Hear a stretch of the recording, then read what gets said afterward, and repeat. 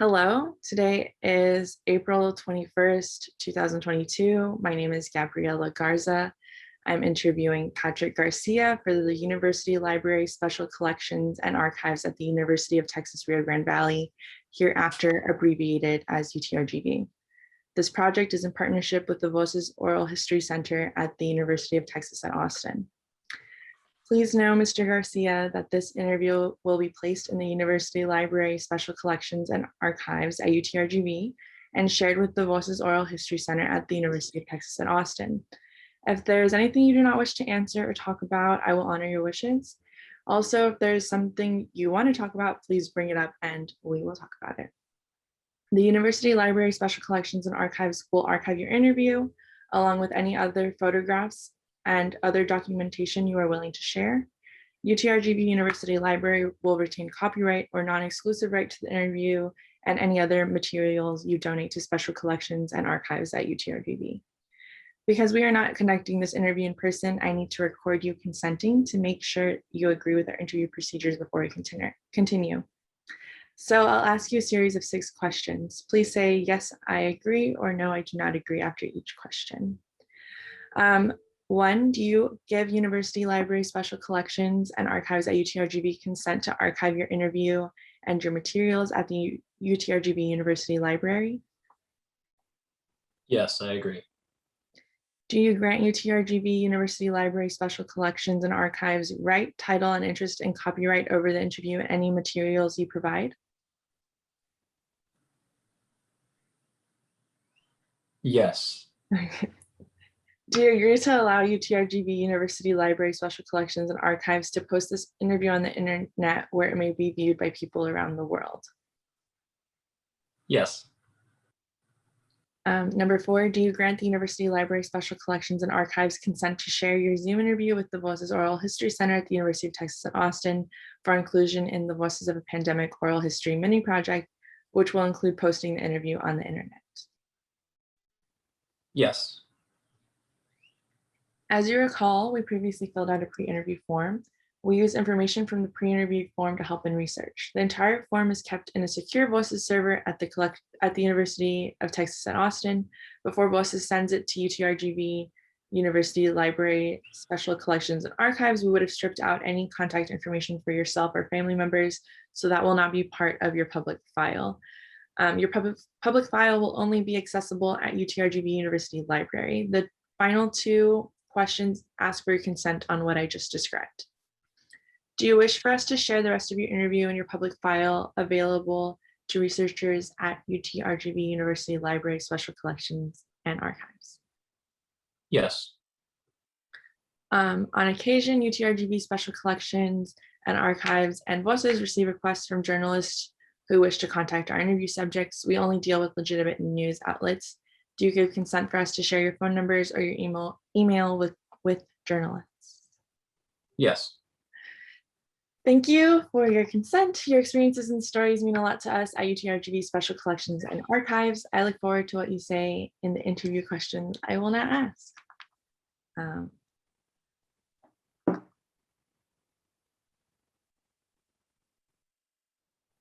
They'll cut this part out while I pull up my questions.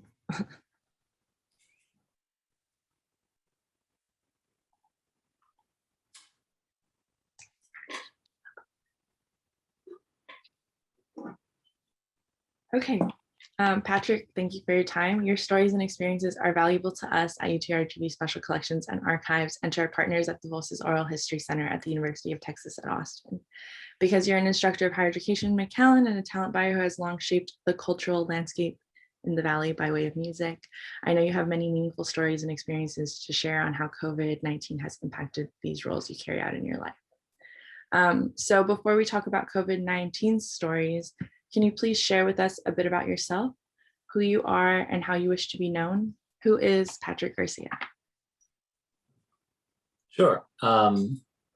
Well, you know my name. My name is Patrick Adrian Garcia. I was born and raised in Brownsville, Texas, and I moved to McAllen, Texas when I was 17 years old. I developed an interest in I would call it the DIY local music scene when I was around that same age and started going to punk shows and DIY shows around this time frame. And I kind of always felt like this was going to be something that was going to be a part of my life, whether I was performing or organizing in some way, shape, or form. And so when I started to go into college at UTRGV, I knew that I had to pursue something, maybe not within music, but within culture and the humanities, which I guess, catalyzed my interest in the humanities and culture. And I ended up graduating with a master's in cultural studies and literature from UTRGV, while also, I guess, beginning to begin my pursuit or start booking events with Tiger's Blood. And while it was something that started off as a hobby, it still is very much a passion project. Like the fact that I continue doing it, just has been something that I've never really wanted to give up, to be totally honest. Because I guess I saw firsthand how it not catalyzed, but maybe stirred up local culture, stimulated local culture, provided a backdrop, provided a stage, provided an opportunity for a lot of local artists to perform and whatnot. So it was something that, I didn't want to give up after a certain point. But in a nutshell, that's pretty much me. I'm a college instructor, and I do this booking and talent buying thing part-time. Excellent. Cool. And I'll ask more questions about those things so we can talk more about them a little bit Cool. later. So this first section of questions asks you to please share your stories and memories from when the COVID-19 pandemic made its first impacts in December 2019 to about the summer of 2020. So the first question I want to ask you is, can you share some memorable stories about how you first heard or learned about COVID-19, whether through the radio, TV, social media, etc.? Yeah, I definitely remember hearing about COVID in the news. I'm a Twitter freak, so I'm always scrolling on the Twitter timeline, and I'm not embarrassed to admit that I get a lot of my news from Twitter, retweets, links, etc. But I'm very proud of the timeline I've curated on Twitter. I trust a lot of the sources I get, and I remember around that time frame, December, January, I started to pay closer attention to it because it started to feel a little real. But given though, I feel like during that time frame, myself and the good majority of the country probably didn't take it as seriously as we should have. But I do remember as it started landing in the States, and I think it was around mid to late February, I definitely started to get a little more concerned and anxious about it because of what I saw it doing to New York City in particular. And I remember being at a festival in Brownsville that happens the last weekend of February every year. It's called Sombrero Festival. And it's one of my favorite festivals. I go every year, and it attracts like tens of thousands of people. On average, 15 to 20,000 people every weekend in that last weekend of February. And I remember I was there with my friends, and I remember feeling strange about it. Not that I anticipated a total pandemic cancellation type situation where everybody was going to have their life turned around or upside down for the next couple of years, but it definitely felt strange, because we were already seeing reports about the, COVID being spread through the air, COVID being so infectious and contagious and whatnot. And so being around that massive social group of people with my buddies, I remember feeling weird about it. And I have a friend of mine who's really into geopolitics, and I used to call him hyper paranoid, but a lot of the stuff that he predicted came true. And he was with me that weekend, and he was definitely freaking out a little bit behind the scenes, and not panicking, but just kind of like, wow, this is strange, And so I remember that very clearly. And I remember, I think it was the first week of March, I was teaching a dual enrollment set of classes out at Ed Couch ELSA. at the high school, the dual enrollment high school out there, and they have an early college campus where I was driving out to teach. And that particular semester, I always think that I have a strong connection with my students, but I had a very, very strong connection with a lot of the students out there at that EdCouch Elsa early college campus. And I remember feeling that I had finally hit my stride as an instructor, where I was developing this communal relationship with my students. And by that time, COVID had gotten a lot more serious, but I don't think it had really hit the local consciousness and the community. Maybe the officials were panicking, but the culture had not really embraced it yet or understood it yet, I feel. And I remember it was the week before spring break, and I remember in every one of my classes, I told those dual enrollment students, I said, this might be the last time that I see you guys. And I just want y'all to know that, like, it's, just going to be temporary, but you all need to be prepared for us transitioning to something. And they kind of looked at me like I was strange, and I'll never forget that. But I asked them, I said, are any of your other instructors or any of your other teachers telling you about this, that this is a reality, that this is something that you should be worried about or be concerned or thinking about? And they all just kind of said no, that it was just something that was in the news, like a byline in the news that they were disregarding.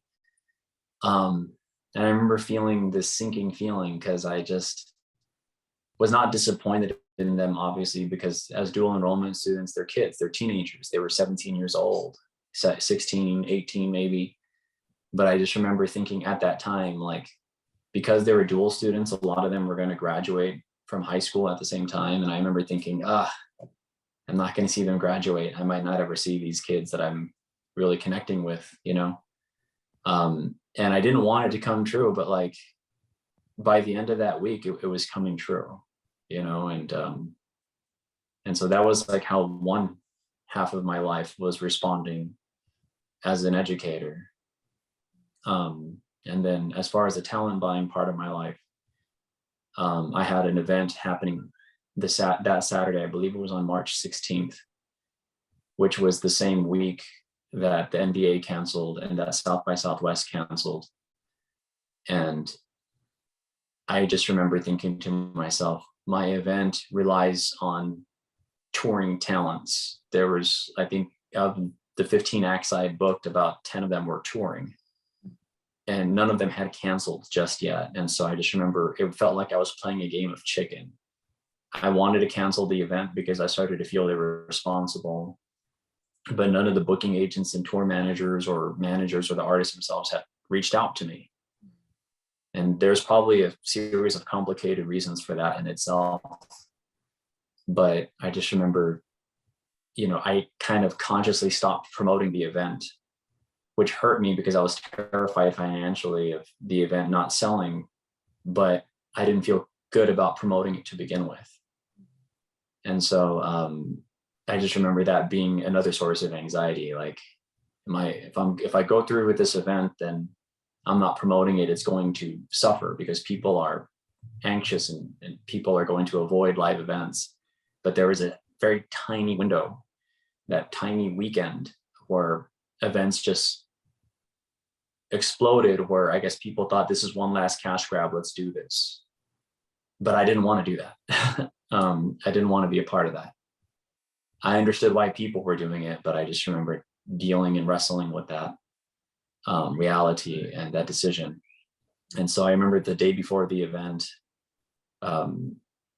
sitting in my car and making a phone call with one of my agents, with one of the headlining acts, and saying, I don't know if it's responsible that we should do this. And he said, are you canceling? And I said, I'm not canceling. I'm just telling you, ethically, this is what I feel. And we hung up, and then he sent me that text saying, let's just cancel, right? And so there's a whole myriad of reasons I don't want to get into as the politics of why I can cancel, but they can't, and financial reasons and whatnot, and liability reasons. But I remember feeling a tremendous sense of like relief when that happened.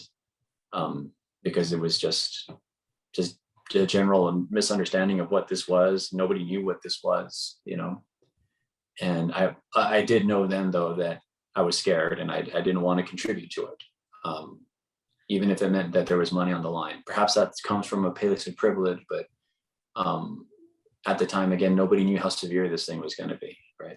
Yeah, so Yeah. one of my other questions was going to be, at what point did you realize that the pandemic was a serious life-altering event? And would you say it was kind of during that weekend of like playing chicken? I remember Yeah, it Austin was absolutely. time, and it was Yeah. the same thing with South by Southwest. Yeah.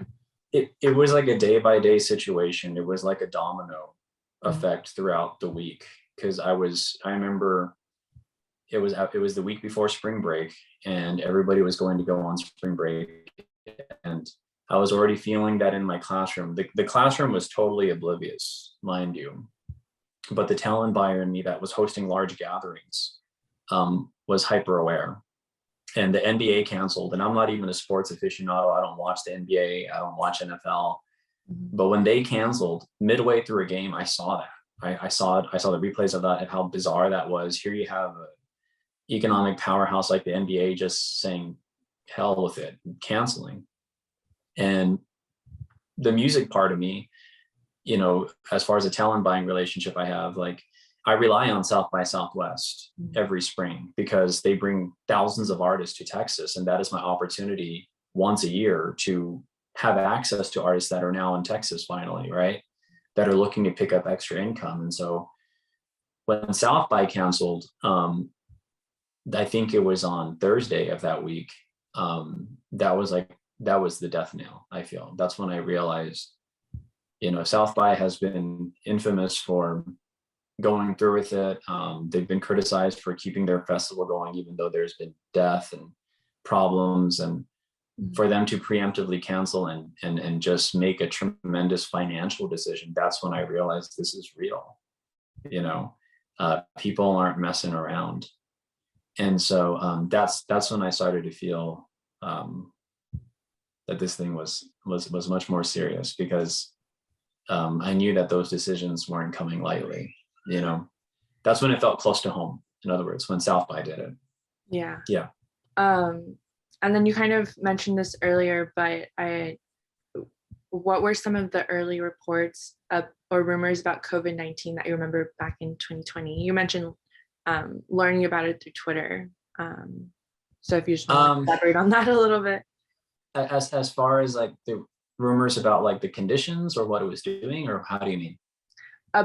About just that it was this thing that was arriving, that there was a COVID-19 that we now had to be wary of. Right. I think it was just more so that people didn't understand what it was doing. I think obviously people were fixated on death and people were fixated on China. And I remember there was like a central, cultural American narrative forming that the Chinese government was suppressing evidence and lying about it. And, I didn't totally trust it.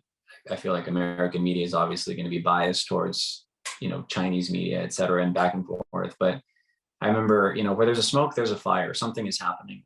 And when it got to New York and it started landing, on some of these larger cities, metro areas, I just remember it being kind of like the SARS flu. Like that's what I remember thinking, I wasn't personally scared myself for my own health. I like to think that I'm a pretty healthy person and I was out of the range, but I have family who was very vulnerable, and that's what I was thinking about. I was thinking, this is going to be a pickle, because if it's this contagious, then I was just already thinking about the reality of me passing it on to somebody that I knew and loved, or really anybody, but yeah, those were the first rumors, but like I said, I like my Twitter timeline. I think I have curated a reliable timeline for the most part. So it wasn't like I was getting radical misinformation either, it was quick. I remember hearing about the first COVID case in the Valley, and it was Twitter that broke it. It wasn't KRGV, it wasn't KGBT, it wasn't AM 710, it was Twitter, right? Wow. And just spread very quickly. It was a person allegedly from Brownsville, Texas, I believe from St. Joseph Academy. And allegedly it was a rumor, right? But I believe that's what it was, right? Of course, that is what was first reported. COVID could have been in the valley weeks before that. It was the first person, I guess, who tested, right? But yeah, that was the first, I guess, piece of, I guess, COVID cheeseman that I remember getting, right? But it ended up being true, right? So yeah, that's all I can think of as far as rumors and whatnot, and as far as the virus. Do you remember what it was like for you during the stay-at-home orders in 2020? Do you have any stories from that time you could tell? And I'll ask about like your positions specifically, but you're welcome to touch on them now as well. Sure. I remember feeling a tremendous sense of paranoia at first. I mean, I think there was a lot of, I guess this is probably goes back to the former question, but we all knew something was going to happen, but I think a lot of us were perhaps maybe because of the anxiety and the error being a little paranoid, justifiably. I remember people saying there's going to be martial law, and HEB and Walmart and all these places were running out of food and stock because people were panic buying. But it ended up just being the stay-at-home orders. For me personally, I mean, I don't know. I feel like a lot of people think that it was like this great vacation time and it was a time of relief. And for me personally, there was time afforded to me for the first time, but it wasn't like it was stress-free, It was very difficult at first. I did appreciate that I probably slept well for the first time in years, because I was able to work from home.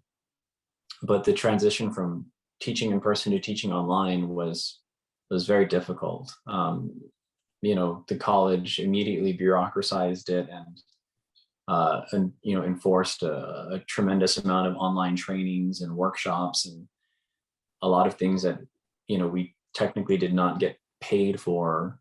And so there was a lot of labor that was added onto our time that people try to say, well, you were doing it from home. And it's like, yes, but the emotional and mental labor of staring at your screen and having these sort of trainings and and then also juggling the reality of trying to figure out how to teach online because nobody really knew what we were doing the first week, 2 weeks that happened is extraordinarily difficult, but I tried my best to balance it. And, it was weird. I was already not overworked, but my job is very consuming. And then I caretake for my mother when I get out of work, which is also extraordinarily physically and emotionally consuming. And so the caretaking for my mother couldn't stop. It wasn't like I could just say, well, I can't watch my mother. That had to keep going. So I never really had a break. I know a lot of people felt relief when they traveled, and I still couldn't do that. I still had to watch my mother. But I had a little more time now because I wasn't physically having to go to work. And so that first week of after spring break, when we went online for a week because we didn't know how to immediately handle this and there was to stay at home orders, I just saw the writing on the wall and I said, I have a feeling this is going to be like this for a little while. And I kind of used the panic of the college and while they tried to get their things together and figure it out, I kind of used that to my advantage. And I remember I've never been a Netflix person. I've never been a TV person. I've never been a movie person, but for the first time in my life, sat on my sofa and I watched like television series and BoJack Horseman and things like that, and just vegged out. And it was great. I probably needed it, but I had a break for the first time in my life, or at least I tried to force a break on myself. I tried to spin this chaos into something positive, right? Um, but yeah, maybe watching BoJack Horseman was not the best idea, but it was fun, and I needed that sort of break. But yeah, eventually the job caught up, and they figured out how to strangle time and bureaucratize your time online, right? But for those first 2 weeks, I definitely exploited it. I won't lie. But it really wasn't a tremendous difference for me. It was just more so having time at home was something I was not used to, because I was never home. I was always in the classroom. And when I wasn't in my classroom, I was either at a nursing facility with my mother, or I was at her home in McAllen, watching her for a little bit, So being at home was surreal to me, for the first time. And I kind of welcomed it. It felt like a home for the first time, not a house I was living in. But yeah. You had so much time at home that you adopted your first pet, right? Yeah, I Time. did. Yeah, there's a little there was two kittens that happened. They're pandemic kittens, I guess. And um I really wanted this one black kitten, and it was so sweet, it was so kind, it was so trustworthy, and it always came up to me. And there was other little white kitten that ran away from me and was like very distrusting. And I remember thinking to myself, I think I'm gonna do it. I think I'm gonna adopt this little black kitten. And I drove home one day, and that black kitten that I was thinking about adopting was dead. It was killed in the middle of the road. Somebody had hit it with a car. And I was like, oh my God. And I remember I picked it up, and I buried it in my backyard. And I saw its little sister.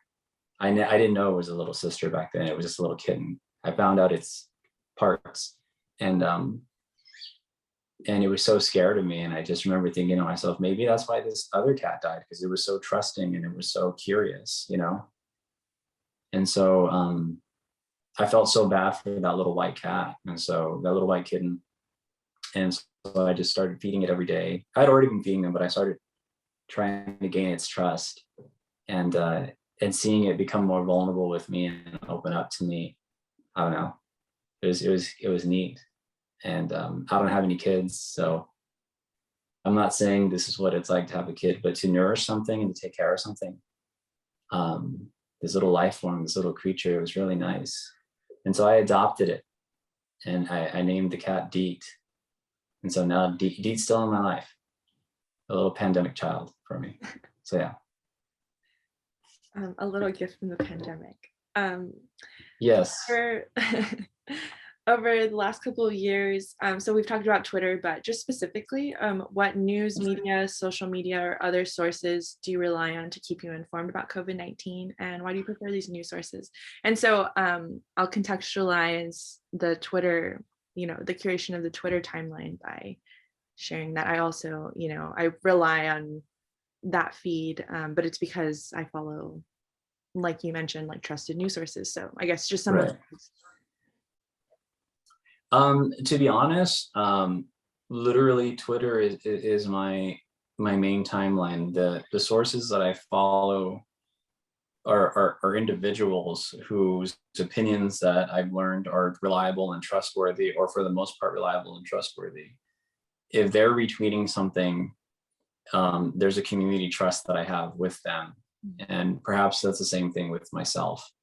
And so I do get, the local news, like the Monitor, retweeted on my timeline, but I don't have every article retweeted, because if someone's retweeting it, I know it's probably of relevance or interest to me.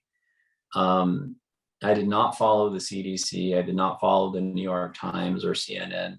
It's not that I didn't trust those things, but I just relied more so on independent journalists or acquaintances that were already retweeting relevant information, science, things like that on the timeline that I chose to read. I think saying, Twitter gets dismissed a lot for being this chaotic space, but if you have a timeline that you curate and that is built around a community, then I think it can be a very valuable resource, right? Yeah, no, it was absolutely Twitter. That was the majority of it. I would watch the news every day with my mother, the local news. I would usually get home from work at 5, or that's when I would typically go over there. So she likes watching KRGV, and so I would, watch the news with her. But um, the local news was just so general in how they were reporting on things, um, that it was just, I never really considered that a tremendous source of information. Um, I listened to a lot of talk radio, local talk radio, AM 710, despite the fact that they have atrocious conservative Republican views. A lot of times they do a great job in terms of like getting local officials to come on the air and talk. So I remember listening to, like, Richard Cortez, who was the Hidalgo County judge, who was managing the crisis, and the mayor at the time, et cetera. Right. So like, I mean, um, I wouldn't go out of my way to listen to them. It's just more so that when I'm driving, they're on. And so I'd rather listen to them than listen to the radio or whatever. Right. Um, but very rarely was that ever a source of breaking information for me. It was just more so basic data, COVID numbers, COVID deaths, how the city was going to respond, how the county was going to respond, when we were going to get vaccines, et cetera, or we could get vaccines, right? Which I credit that to Twitter and not any of the local media. I credit that to Twitter for, rumors where we could get the vaccine. When all that stuff started to roll out, it was Twitter that I think people were getting their info from the quickest, right? Social media. Mm-hmm. And I'll say, Yeah. In that vein, I know you to be somebody. I mean, you're mentioning community, but I know you to be somebody who, curates your friends also. So your friends are people who are like knowledgeable in these topics, and Mm. often active in the community in some shape or form. Right. Um, can you share with me what you understand about COVID-19 as an infectious disease and how you feel it's impacted society? Likewise, can you share with me what you don't understand about COVID and wish you could know more about? Yeah. I don't know, without trying to sound like a CDC commercial, I suppose I understand the science that has been shared about it, right? I'm not an anti-vaxxer. I'm not a COVID denier, right? Um, but I understand that it seems to be some sort of a respiratory cognitive virus that is only going to get more infectious but less deadly. I think that's the hope that everybody has, right? Um, but I can't speak beyond that. you know um, I know people who have been vaccinated multiple times over that have continued to get COVID and get sick, right? And so I don't know what's going on with that. I have not tested positive for COVID yet. That does not mean that I have not gotten it, right? And I wish I knew more about why. I wish I knew more about why we see people like myself who haven't gotten demonstrably very sick. I wish we knew where this thing came from. I think that there's probably a lot of speculation. Um, I don't know. My worldview tells me that it's probably something much darker than we want to admit. But yeah, I mean, obviously, I wish I knew where this thing originated and why it originated, right? Mhm. But yeah, um, I probably know just as much about this thing as the next person does. Do you feel your family has the same beliefs as you about COVID-19, or are there some members who take it more seriously or lightly, and how so? I think that thankfully my family seems to have um, a very general collective belief about the virus, that I know of in my immediate family. That there was no COVID denial, there was no vaccine denial, anti-vax mentality. Um, I don't know why, but it just is what it is. I have a very small family, but for the most part, they all kind of lean into a particular political spectrum. I think even my father, who identifies as a Republican, who is a Hispanic, who supports Trump, um, he just so happens to be an admitted germaphobe, like he hates germs. So, there was a part of me that was admittingly a little worried when this thing was coming out that he might be cavalier about it, that he might not see it as a serious risk, but he absolutely saw it as a risk. And he's, pro-vaccine, and, he was very good about staying home and understanding the orders, right? And so, thankfully, right? So I'm very lucky, maybe in the outer realms of my family, or the family that I don't communicate as much, perhaps there was some more radical beliefs about the virus, but for the most part, um, we all wanted to get vaxxed. We all wanted to do it. And, I'm sure there was personal feelings about the vaccine itself, but there's so many vulnerable populations in our family, people with diabetes, people with heart problems, et cetera, with ailments, that it was just a no-brainer. Like we just didn't have time for the bullshit of the anti-vax stuff. So we were taking it pretty seriously. Yeah. So thankfully, we didn't have any of those problems. In the vein of vaccine stories or vaccination, this next part is going to ask you to share any stories about COVID-19 vaccines and any vaccination-related stories you may wish to tell. So the first one, I'm just going to ask the way that these are laid out, but I think I know the answer. Did you get a vaccine and any follow-up booster shots? Yeah, I got both my shots, and I got boosted. I got my vaccine. The only thing I'll add that I guess is more of a commentary on the state's handling of the vaccines themselves was, when the vaccines first started rolling out, it was very clearly an obvious game of like, those people with the most power and resources were clearly being given the vaccine first. And it was chaos for the rest of us, for the people in the various age groups. And I was not in a demographic that was first in line to get the vaccine, but I was in a unique situation where, as a caretaker for my mother, I was somebody who was going to be likely to expose her, right? And so on Twitter, I remember back in February of 2020 seeing, or perhaps it was 2021, yeah, it was 2021, seeing DHR, the local hospital, announced that there was going to be a vaccination clinic. And typically the vaccination clinics, it was almost like a lottery system. It was like, here's the link, first come, first serve, but you had to be within a particular age group, or you had to have a particular ailment, right? And it was starting off with the most vulnerable populations. But I remember they released the link and it said general. And this was not supposed to happen. I don't know if people weren't getting vaccinated and they had like 3,000 vaccines just lying around, but I think that was the number. They had 3,000 spots open. And I decided to sign up regardless of whether or not I could. And I figured, well, what's the worst that could happen? They'll tell me no, right? And when I rolled up to the stadium to get my bracelet, I asked them, I said, I don't have diabetes. I do not have any health issues. I was 34 at the time. I was like, I'm a 34-year-old man. I'm healthy. Can I get this? And they said, absolutely. They said, this is all ages, this is everyone. And then the people told me that, right? And to this day, I still cannot fathom that. I'm grateful that that happened, but I'm also upset that happened, that it was just released in a first come, first served basis, right?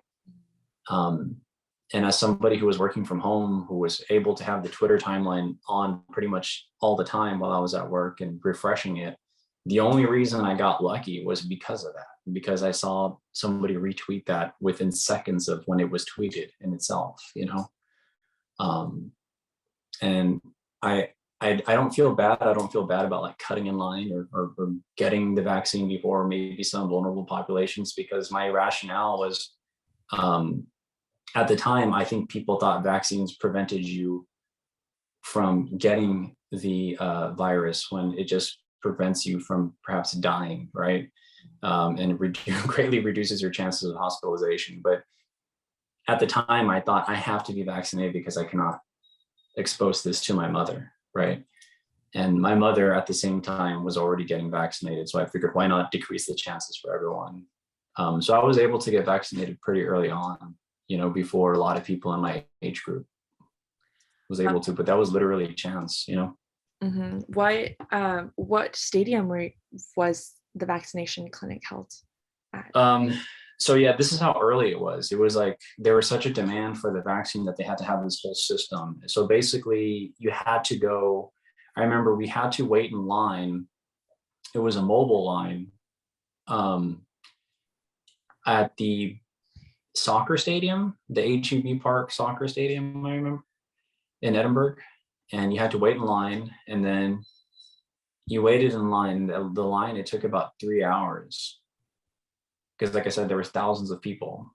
And once you pulled up, they asked for your name, and then they verified that with the registration, and they gave you a bracelet, which was literally no different than the type of bracelet that I give out when I host concerts, just to verify that you paid to get in. It was a very generic. It didn't have any. It just was a bracelet of a particular color. There might have been a symbol on it, from what I remember, and I just remember thinking, "This is it. This is all this is."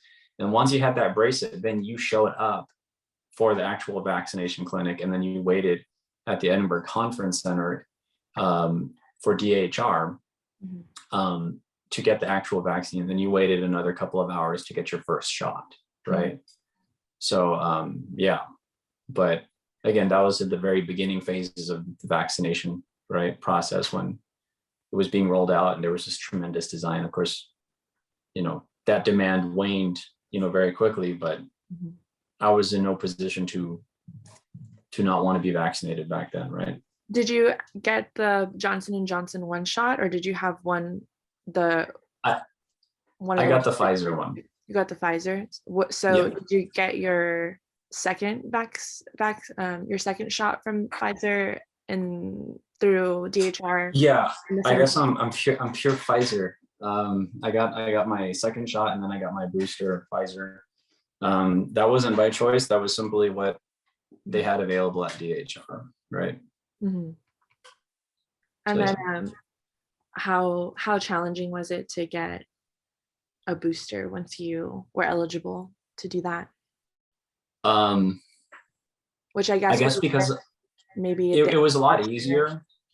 There was no line. I mean, I was just in and out. It was huge contrast to the initial first shot. The initial scramble to get your vaccine. Yeah, totally. So we'll move on to another set of questions, and this set are going to ask you about how COVID-19 has impacted you with respect to your family, your work with South Texas College, and your work as a talent buyer and promoter. So we'll start with family. And as I've mentioned to you before, I also want to ask a question at the end about SpaceX, since it's located near your hometown of Brownsville. Right. So how much did you see your family before COVID? So this is like a set of questions that I'll kind of just ask. I have a couple for each question, and so I'll just go ahead and ask them, and you can figure out how you want to answer. But basically, how much did you see your family before COVID? How did it affect your family life and ability to interact with your parents and extended family? And if you'd like to, can you share some stories about how your family adapted during the pandemic in terms of interacting with each other? I know you've talked a little bit about how you're a provider for your mom, but also you can talk about that, or like in relation to the rest of your family members, however you'd like to answer. Yeah, it didn't, it obviously changed a lot of things in terms of my social life, but as far as my family life, most of my family lives in Brownsville.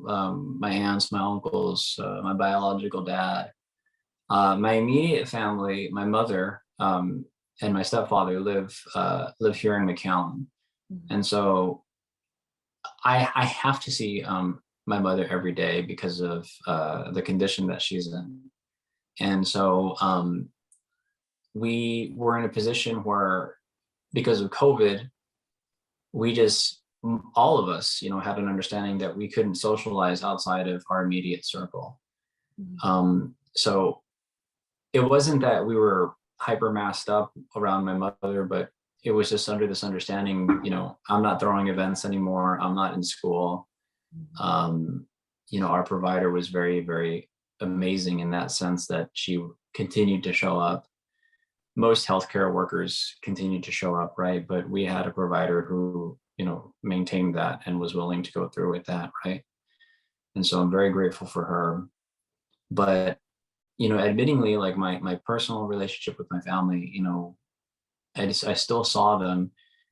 The people outside of that, though, you know, aunts, uncles, even my father, I was reduced with seeing them at first because nobody wanted to expose themselves, right?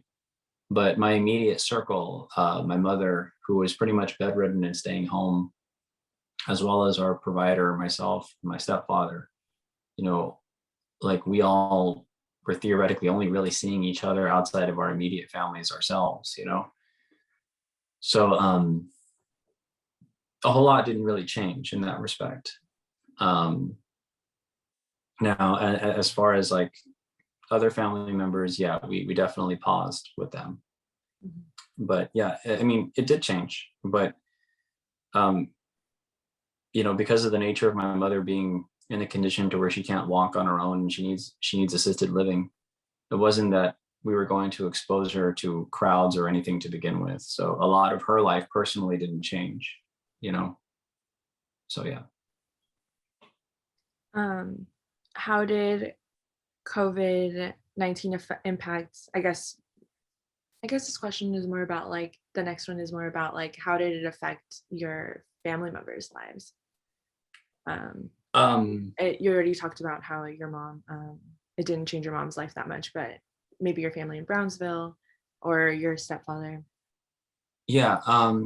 Well, I mean, I will say this about my mother, because of the condition that my mother is in, we were extraordinarily lucky. And I think about this all the time because COVID like devastated a lot of like skilled nursing facilities and like senior care homes and stuff like that.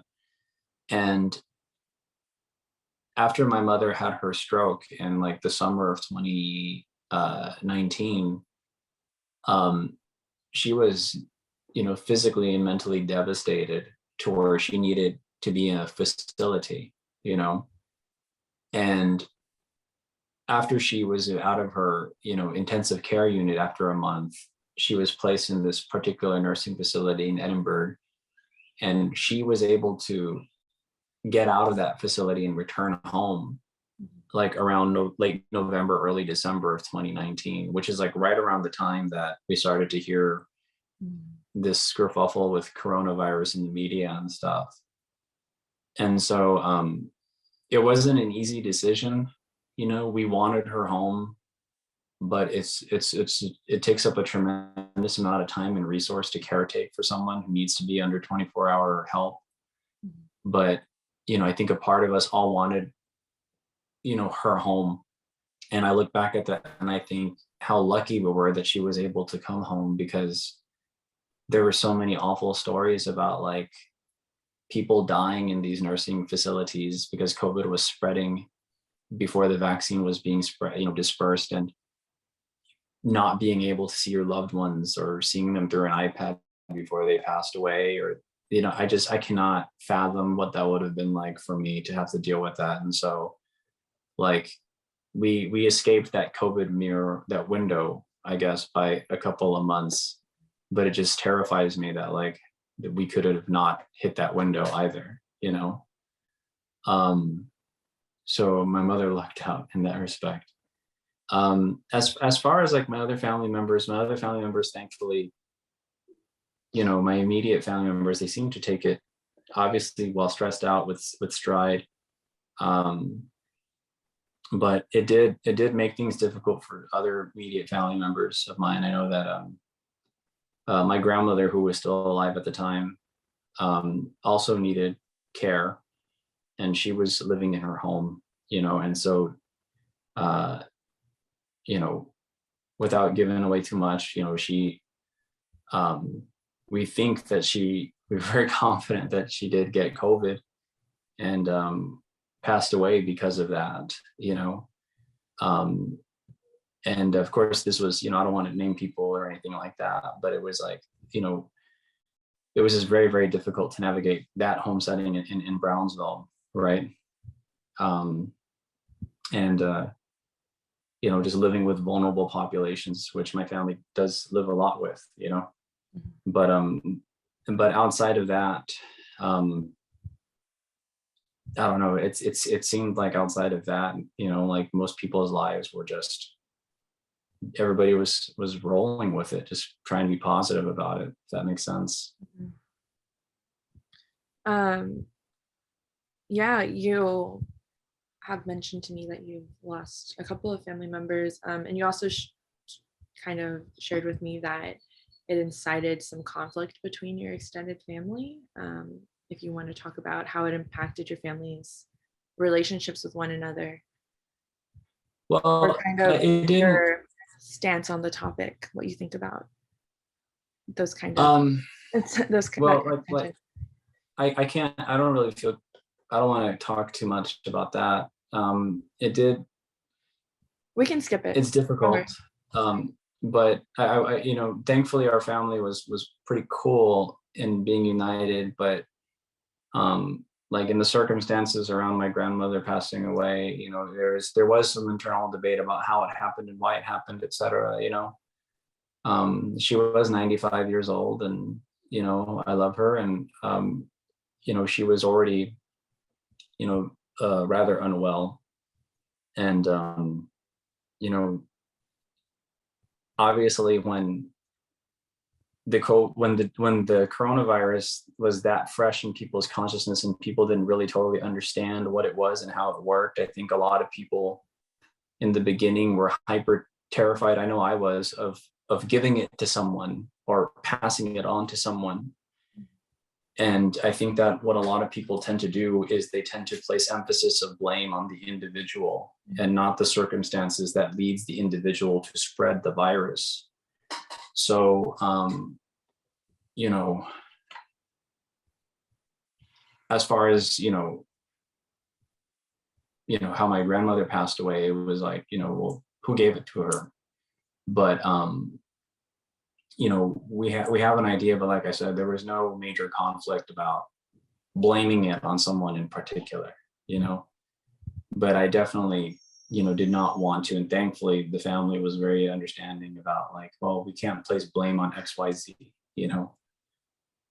And I think that was something that I had to discuss with my immediate family, with my mother, is like, we can't fault ourselves if one of us gets it. We can't place blame on ourselves. You know, we all have to work. We all are going to have to go back to work. We all have to go to HEB. We all have to get groceries. We, you know, like we're going to come into contact at some point with it, right? But those tensions never fully manifested, thankfully. But yeah. In the same vein of family, how did COVID-19 affect the lives of your chosen family, your friends? And you can talk about this kind of generally, just kind of maybe giving a pulse of what it was like, but Yeah. you know, just kind of how it impacted the way you socialized with your close friends. It sounds like maybe you just didn't see anybody at all for a time being, but just other questions like, did most of your friends choose to get vaccinated, and did their decisions to be vaccinated or not affect your interpersonal relationships?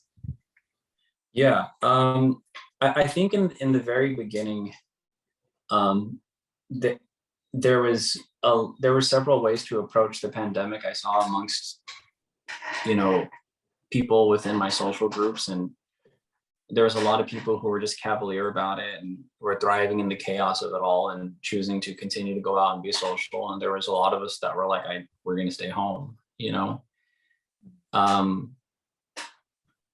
I chose to distance myself from people who were a little more cavalier. I tried my best not to make it personal. I don't know what I would have done if I were in their circumstance, but the reality was I had to think about other people. I had to think about my mother. I had to think about my family that were in these vulnerable populations. So I just could not have that mentality this thing. I'm not faulting people who did, because I understand and I can sympathize with why they did what they did. But I also, though, I did keep a circle, and I realized, there are just people that, I know are also taking this thing very seriously and don't want to lose themselves in isolation. So I kept a circle of a handful of people that I was okay with seeing. It wasn't like I saw them every day, but people that I would allow into my home or allow me into their home to socialize. And it wasn't immediate. It was something that happened, through time.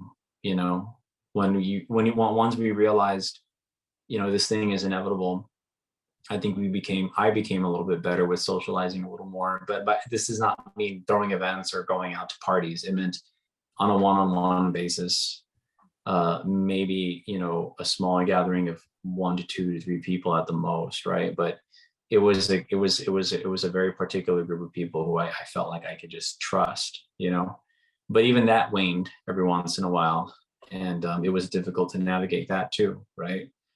We live in an era of social media where, you can look at people on Instagram, their Twitter, you can see their Instagram stories, and you know, um, I'm not trying to judge people who I saw going out to bars and drinking and, in larger social gatherings, but it was like if they had, you know, if they cared to post about it, then that communicated to me that I probably should distance myself from these people. And I want to be clear that it wasn't like a personal thing. It wasn't that I thought that I was better than them. It was like, well, they made that decision and I just can't. I have to reduce my chances. I have to think about the odds and the numbers here, right? And again, I'm not trying to say like, oh, they were messing up. They made their choice. I don't know what I would have done if I didn't have a sick mother, to think about. But it was just a conscious thing, and I like to think that most of my friends were really good about understanding why I chose to distance. Like most of them, all of them, in fact, were totally okay if I didn't feel like hanging out or seeing people. But yeah. So like I like to think I keep like-minded friends. So I didn't really have to deal with that, but it definitely did make me think about other groups where it was like, man, like they're definitely being kind of cavalier about this shit.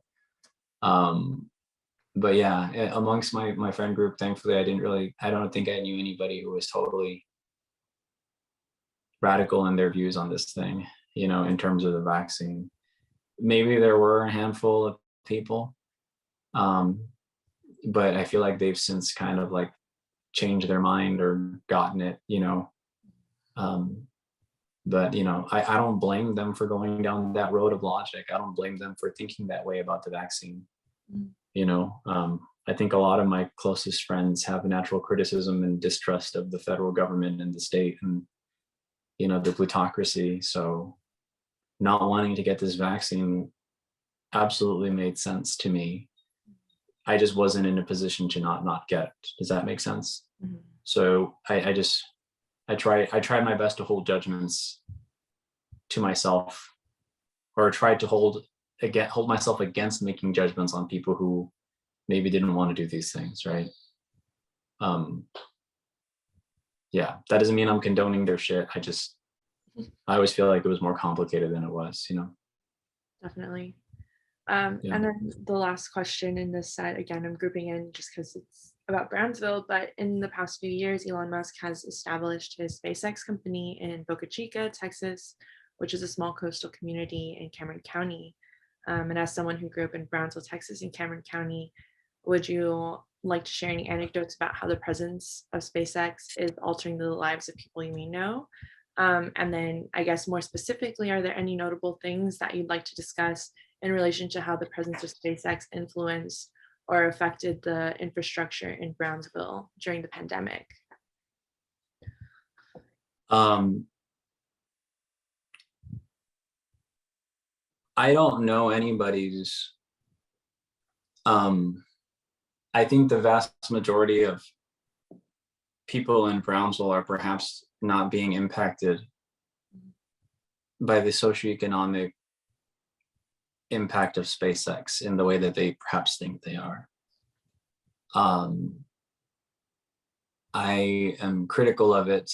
I definitely have my guard up with it. I do not personally know anybody who is necessarily being rewarded for this, right?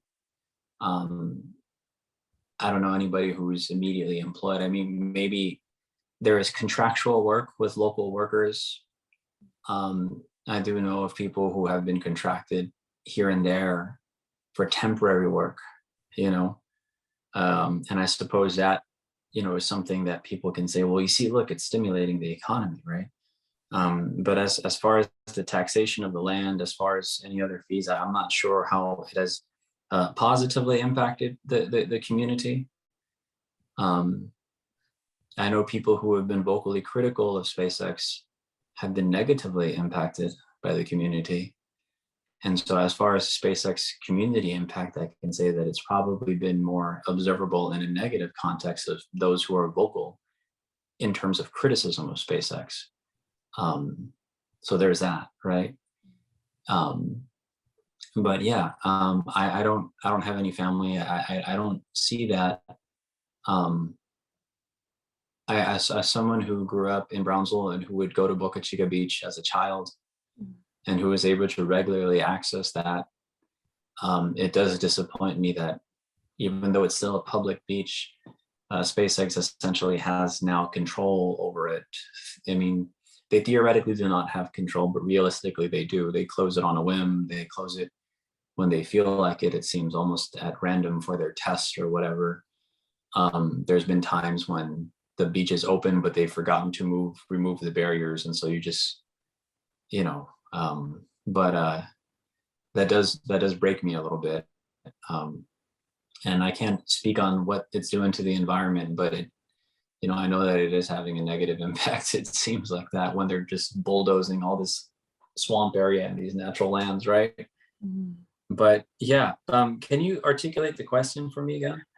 I guess I'm just asking, you answered most of it, but I guess I'm just asking, I feel like the kind of this wave of colonization, which I feel like is, you know, SpaceX is a direct consequence of Elon Musk moving from California to Austin and becoming based there, right? And realizing that the regulations are a little bit looser. So I guess this is just something that interests me. And so I was wondering if it had any kind of intersection with the pandemic, Yeah, just how you've noticed, maybe how, yeah, just if there were any intersections with yeah. infrastructure, Okay. as So we're famously, under resourced yeah, in terms of medical absolutely. care. I've always, I mean, it's not unique to think this, but I've always felt like to have hyper wealth, you must have hyper poverty, right? And so it makes sense historically and logically that, you know, the living embodiment of modern bourgeoisie is attracted to the poorest region in the United States, or at least the region that has the highest per capita poverty rate in Texas, right? So it makes sense, you know, geopolitically it is what it is, right? But as far as why that is a thing, it also makes sense, you know. I think we have a leadership in Brownsville that perhaps is not invested in transitioning a lot of poverty into or outside of that social class, and so they typically end up rolling out the carpet for these hyper wealthy people, right? The elites from Mexico, Matamoros, Maquiladores, and so SpaceX is just logically conclusive, right? Of course, they're going to roll out the red carpet to have them, you know, have tax-free incentives at Boca Chica, right? As far as like the infrastructure, I mean, allegedly it's been supposed to be creating all of these jobs of which, again, I don't know personally, so this is just simply anecdotal, but I don't know anybody who has been hired to work full-time salary for SpaceX. Most of these people are being imported from other states or other regions of Texas, right? So as far as job creation, that is not really relevant. That's a rhetorical grift, I feel, that local leaders are using. As far as economic impact, perhaps that there are people who are benefiting economically. If you were a property owner in Brownsville, Texas, or in surrounding regions, you absolutely benefited from the narrative of SpaceX allegedly bringing all these hundreds of thousands of people to the region, because you use that narrative to heighten the mortgage, or not the mortgage, the property value of your home. But for the people who are looking for homes in Brownsville, Texas, the working people, the average people, the sub-middle class people, they were priced out of the home. Prior to the mortgage bubble that we're currently in, Brownsville was already experiencing that, because prior to the pandemic, SpaceX was already being used by a lot of realtors as a justification for why homes were being priced so highly, right? And so that absolutely did have an impact on economic infrastructure, in my opinion, right? This SpaceX narrative that people from California and Austin are just buying these homes hand over fist, right? Which is why we have to have a house that would traditionally be worth $85,000 go on sale for $220,000, and other absurd things that happened. And so, again, this was something that almost preempted the mortgage bubble that we're in now, right? But you have that, now you have the mortgage bubble on top of this alleged SpaceX buying all the property narrative, which has always been very silly to me, right? Because when you look at the reality of the people who are working for SpaceX and where they live, SpaceX is literally trying to alienate itself and distance itself geopolitically from Brownsville, Texas. They have created their own narrative and their own mythos around their city, calling it Starbase. They do not call themselves Boca Chica, Texas. They do not call themselves Brownsville, Texas. They have no interest in aligning themselves with the culture of the region or the community. They have only interest in, literally, I guess modern times would call it, colonizing a new area. And so, Elon Musk himself lives on Starbase, and a lot of employees there literally live in micro homes on the actual Starbase. They're creating their own concert venue. They're creating their own restaurant. They're creating their own hotels. So that to me communicates, perhaps there's some logic to that. It is far away from, most major municipal regions in the area, but at the same time, that simply tells me that there really is no community bridge here, right?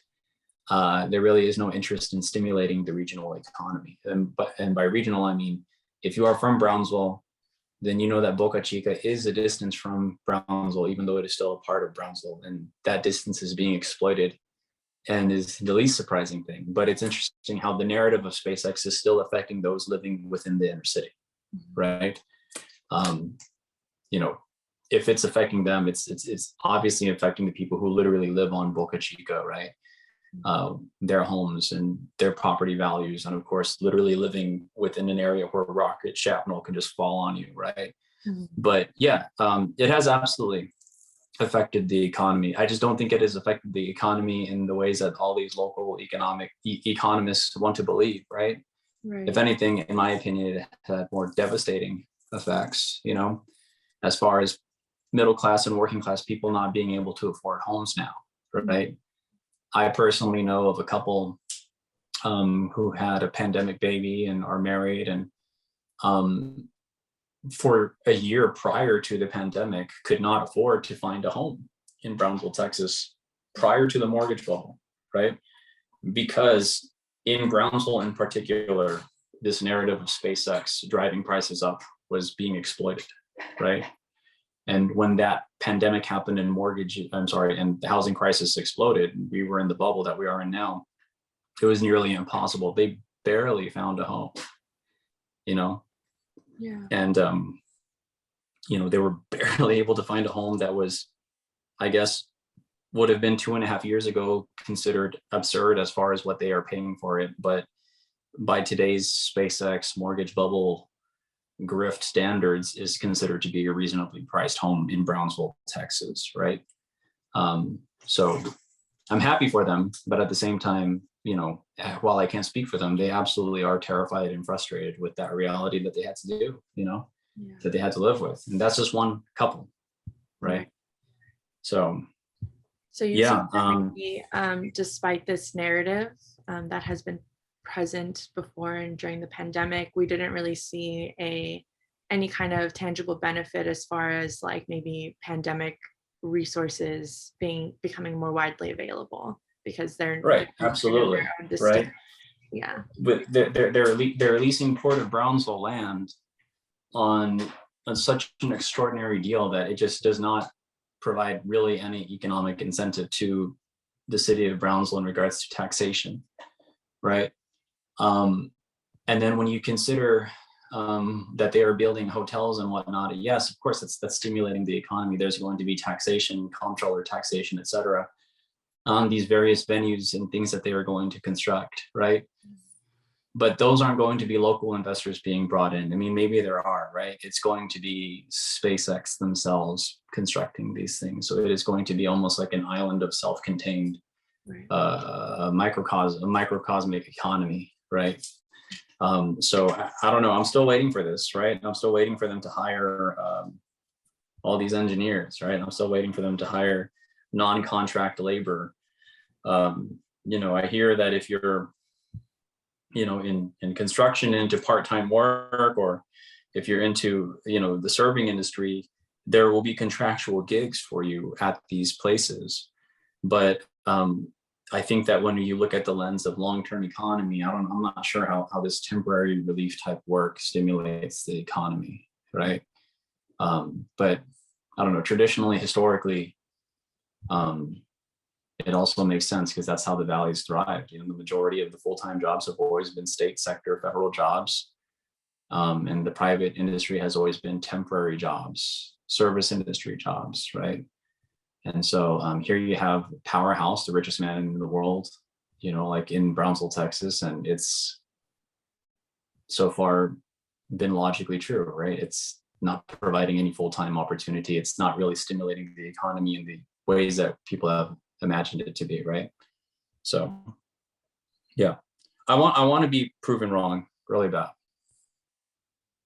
I just don't think I will be. And just for clarification for the archive, since this will be kept for hopefully a long time and accessible for a long time, beyond perhaps even our generation, one of the promises that SpaceX brought, in reference to your comment about hiring engineers, is that UTRGV actually has a really excellent engineering program, and so and we have all sorts of charter schools that focus on STEM to kind of provide more opportunities here to our local students. And so part of the myth, or part of the idea that was sold to the Valley, was that these engineers would be able to get jobs at SpaceX, and we're not really seeing that happening. Okay, Patrick, let's talk about how this pandemic is affecting the work you do as an instructor at STC in McAllen, Texas. How long have you been employed at South Texas College? I've been employed via the college in some way, shape, or capacity for over 10 to 12 years. I started working there as a English writing tutor, and then I eventually got a job adjuncting with the college, and then eventually was hired on to be a part-time, full-time lecturer, and am now a full-time instructor. So as far as my instructing gig, I've been full-time there for about pushing 6 years now. How have you seen COVID impact your work? For example, when were those impacts first experienced, and how has COVID-19 impacted your teaching practices at the start of the fall 2020-21 school year, the first full semester after the pandemic? So I would say that it impacted the work style in March of 2020, spring break, that week, because that was when, I guess, the United States seemingly caved and collapsed, and everybody went into quarantine or self-imposed stay-at-home orders, right? How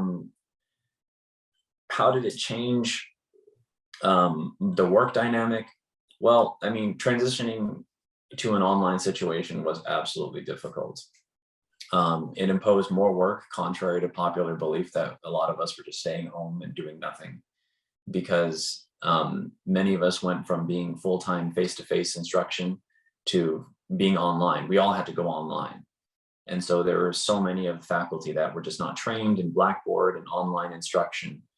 So I think the first couple of weeks of it, people were kind of cavalier because we assumed maybe we'll get out of this. But once the writing was on the wall, it became clear that the bureaucracy was going to step in and the administration was going to step in and make this a full-time effort. So we had to undergo hours and hours, weeks of online training, standing in front of a computer, sitting in front of a computer, learning how to navigate Blackboard, building courses, etc., which a lot of people still feel to this day we were not compensated enough for.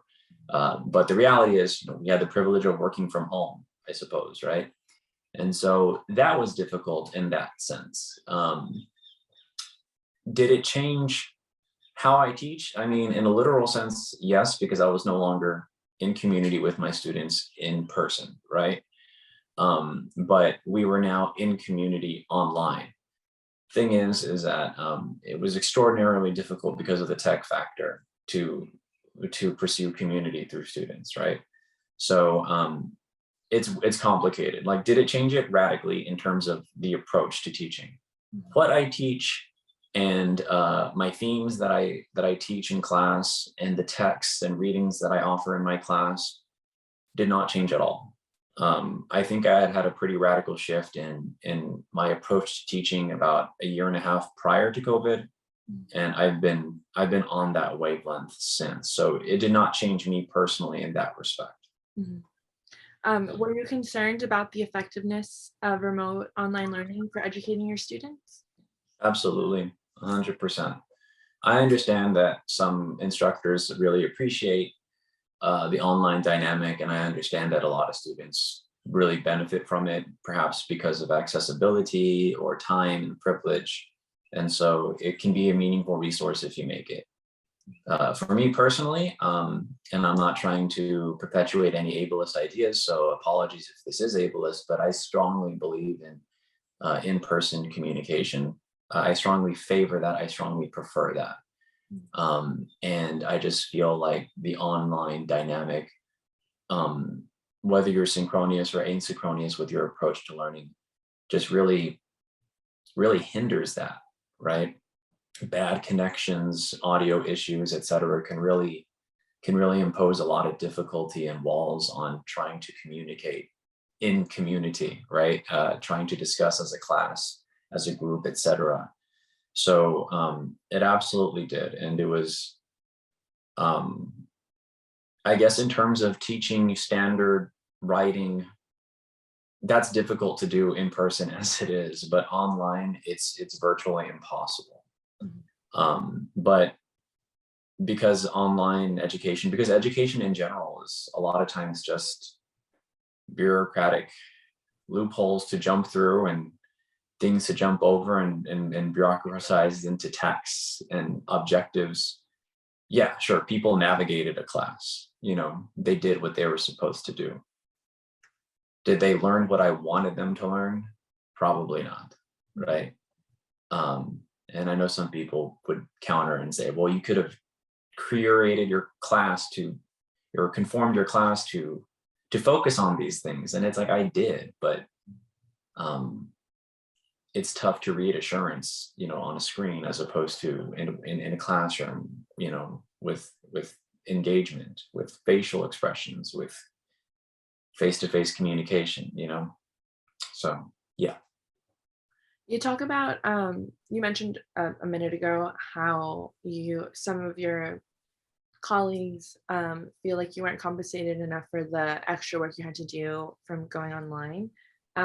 What kind of other extra work duties, if any, did you have to take on because of COVID? It was mainly just online trainings with Blackboard. Like, we had to we all had to become certified to teach online. We had to become certified to teach and use specifically Blackboard, the program that we use for online learning. And so, and then of course we had to build our own courses. So like the training was rigorous and tedious as it was. And then the course buildings were also rigorous and tedious. And every department had different standards that they held their faculty to, but our department in particular had very strong standards where we couldn't just create a course and throw it into the digital darkness. We had to make sure that the course was held to a particular standard. And while I absolutely understand that, I mean, there were nightmare scenarios where you heard about instructors that had like one module and like one assignment for the entire semester, and they were like just checking out and going to Cancun or something. We were on the total opposite spectrum where it was like rigorous detail, like all of our modules and our courses had to be held to these particular standards, which now would not be difficult to navigate because we are all experienced. But being that most of us had never used or navigated online situations before, in terms of teaching, it was like, wow, like, the bar was set extraordinarily high. And maybe they'll say, no, it wasn't. It's like, well, no, it was. There were older instructors, much older instructors, different generations older than me, that I feel, I can't speak for them, but I feel were perhaps compelled to retire early because they just didn't want to navigate that. And I'm a millennial, I'm 37 years old, and even I, like, our generation supposedly being so tech savvy was extraordinarily frustrated, and still am extraordinarily frustrated navigating like this technical element of the teaching online. Mhm. So I absolutely don't blame them if that was the truth, right? But yeah, there was just that. It was just the course buildings and stuff like that. Mhm. What kind of policies did STC enact in response to COVID-19? I think it was pretty. I, I think that it was pretty standard stuff. We were all just supposed to stay at home. There was no face-to-face learning or instruction that happened for almost a year, I believe. We were encouraged not to go to the campus, and of course there were different classifications of workers that could and could not, or were encouraged. A lot of staff at the college still had to show up to work, and but a lot of people were asked and encouraged to stay home. Of course it eased up eventually, but that was pretty much it from what I understand. I can't really speak on college policy though. I just remember that's pretty much the gist of it, just staying home for certain periods of time. We didn't really start exploring a return to the classroom and face-to-face instruction, I think, till summer of 2021. That's when we started easing up, but nobody was forced to do it. It was an optional thing. And and they began exploring that around then with hazard pay and things like that. But yeah, I mean, now I think the impression is it's over, so we're back, right? You talked about how you think maybe some of your older colleagues were encouraged by the events of the pandemic into an early retirement. Do you know of any employee or support staff member who received a pay cut, lost work, or was furloughed? Um, I don't, again, my comment about the early retirement, I can't confirm that at all. I'm just saying that's just what I feel probably was a justification for a lot of people internally. But as far as like people getting furloughed or yeah, I mean, well, the college, like all universities and colleges, has a lot of temporary labor. They have a lot of year-to-year contracts that get renewed every year. And so unfortunately, I know that there were people who had temp positions, adjuncting positions, et cetera, part-time laborers that unfortunately had to be let go. The college is rooted in enrollment. So if the enrollment is not there, the budget's not there. And if the budget's not there, the work is not there. And so it was just a very hard reality for a lot of people employed in that part-time adjunct temp scenario, right? But yeah, I knew a couple of people personally. That's actually a perfect segue into my next question, which is, do you know if your institution worried about finances and student enrollment because of the pandemic? Can you repeat that? Do you know if your institution worried about finances and student enrollment because of the pandemic? Do I know about finances in terms of enrollment? I'm sorry, can you say that again? Sorry, okay. Ready. Do you know if your institution worried about finances and student enrollment because of the pandemic? How did it affect student enrollment is probably a better question. I absolutely cannot speak on behalf of anything that the college felt, said, think, or did, or anything, right? But I would imagine that because enrollment is, the foundation of how we get budgeting and financing, that absolutely there was a tremendous anxiety, right? I mean, I think everybody was worried about how this was going to happen. And it was a semester by semester basis for a lot of people. Like, we're looking at enrollment. I think that the Fed stepping in and giving a lot of relief for students was probably the biggest factor in enrollment not dropping off after a year, because so many students were basically given free tuition. So at that point, it was like, well, it's still a pandemic, but now we're going in for free. So how could we say no to this, right? So yeah, absolutely. I mean, again, I can't speak on the college or the administration itself, but I can't imagine how there wasn't a tremendous anxiety about this, right? We are based around our enrollment. It's everything for us, So you mentioned that in-class instruction resumed after the summer of 2021. Is that right? I think it varied for different instruction. I know that there were probably labs that probably had started exploring in-class instruction, face-to-face instruction in a very limited capacity, probably before that. But as far as like your standard humanities courses, my first opportunity to go back to face-to-face was the summer of 2021. Yeah. Let's see, what's my next question? So in this continuing phase of the pandemic, where it's not over, but our institutions have resumed as though COVID is no longer a threat. And actually, I think Fauci just announced like this week that the worst part of the pandemic is over. So we'll see, I suppose, how that plays out in the long term. But given that COVID is still very much possible to contract, how is your classroom different now? I mean, it's the same in terms of what it looked like in 2021. There's no policy, but for the good majority of my students are still wearing masks.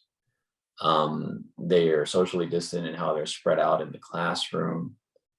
And I still have students who just disappear for days or a week at a time and later admit, I got COVID, right? And so that dynamic hasn't changed at all. It's like almost the same, even though the numbers have dipped. Whether or not students are being honest or not about it, I don't know. But to be totally honest, it's not that I don't care, but I just trust them. And the reality is we have been teaching during a pandemic. So my MO has been, who cares? Work with it, right? We're teaching during a pandemic. Believe them. Why be a cop about it? Just work with them, You've shared with me that you frequently try to incorporate social justice advocacy into your teaching style. What did this look like for you before COVID and the protests? And can you share any examples? And then also, if you'd like to talk about kind of how it changed during the course of those events and what kind of lasting changes you've noticed. So this is gonna sound funny, but it's just true. Nothing as far as the themes in my, I guess, in-person approach to teaching changed fundamentally at all. Um, if anything, the pandemic was only used and is still only really used, if it's ever brought up at all, to kind of reinforce the reality of the things that we are critiquing in the classroom in terms of social structure, hierarchy, capitalism, and who is affected and who is not affected. But as far as some of the social justice, I don't think of it through that lens. I don't think in terms of critical race theory or social justice or anything like that. I just think of it as like, how can I get my students to think critically about the world that they live in, from the microcosm of the RGV and the socioeconomic and ethnic nuances that are here, and how that is relatable to the rest of the nation and the world. And it's an English class, right? So everything has to be reared back into writing objectives and learning how to construct a particular type of prompt and outlining. And but the vehicles that I use to get there are absolutely thematic in terms of getting students to think critically about the world that they live in, right? Um, I think I probably started off very young and passionate in terms of like having a focus on identity, being that we're in the RGV and we're predominantly Latinx, Hispanic, XYZ, whatever you want to call yourself, right? But we're a unique population of minority in the poorest region in Texas. So I wanted to make that my focus. But as I began to, I guess, develop a deeper understanding of ethnicity and structural reality and how that plays into race and how we discuss race, it started to slightly shift. And so yeah, it's been much more fun. It's been much more of a relief to approach class through that lens, because yeah, it's about all sorts of things now. Sorry if I'm losing you. I'm having like a bit of a, a brain cloud. But the question you were asking was what again? These themes, how do these themes come into play, or social justice, or what was it? Yeah, just how you incorporate them in your classroom. But Oh, if yeah. you have any other thoughts, I feel like you have Yeah, anything. no, it's just that. It's uh I don't ask my students to attend protests. I don't make them do things like that. But I definitely have them ask questions, and I have them read texts that will force them, not force them, but demand that they engage a lot of the themes and the ideas, that I feel they're going to encounter in their lives, right? And so it's not that I'm performing critical race theory, but because we're talking about race and identity, where it is critical race theory, I suppose, right? I've never read about what critical race theory is or the syllabus or whatever, right? But we talk about that. We watch movies, we read theory, um, because I just see that these are the things that are interconnected to everything across discipline, right? And so I regularly have students say, well, I'm talking about this in my philosophy class, or I'm talking about this in my sociology class, and this is an English class. And I'm like, this is an English class, but we're under the umbrella of humanities. And in the humanities, we talk about what is humanity, what it is to be human, right? And so while we don't go into the semantics and the philosophical elements of it, we do absolutely go into that discussion of society creates the individual does not create the society. So let's unpack that and how that affects us, how we see things, how we write about these things, what to write about, why we should write about these things, etc. Right? So yeah, that changed several years ago. That did not change at all during the pandemic. I've had the same syllabus, the same reading list for several years now. And if anything, um, it sucks to be validated all the time, but the pandemic kind of affirmed a lot of the things that we talked about in terms of how class is structured, how class in terms of socioeconomic hierarchy, capitalism, etc. Right? And so yeah, that the pandemic hasn't affected anything in terms of what I teach. Um, it just confirms everything, or affirms, I should say. My last question for this section is, what kind of insight did COVID give you into the lives of your students? Um, it didn't. It didn't. I'm gonna sound like a conceited jerk here, but um, it didn't give me any insight in terms of what I didn't already perceive. I think that a lot of instructors and professors are carceral in how they approach teaching. I feel like they have a lot more in common with being police officers and cops than they think they do, because a lot of these instructors just view these students as carceral, like, like as almost criminal, like in terms of like, you messed up, you fail, you did this, you fail, and they deduce these students to not human beings. They do not work with them, they fail them, they drop them. When I see a human being in the classroom, I see someone who is trying to advance their life, advance their career, advance their socioeconomic situation. And so I see that.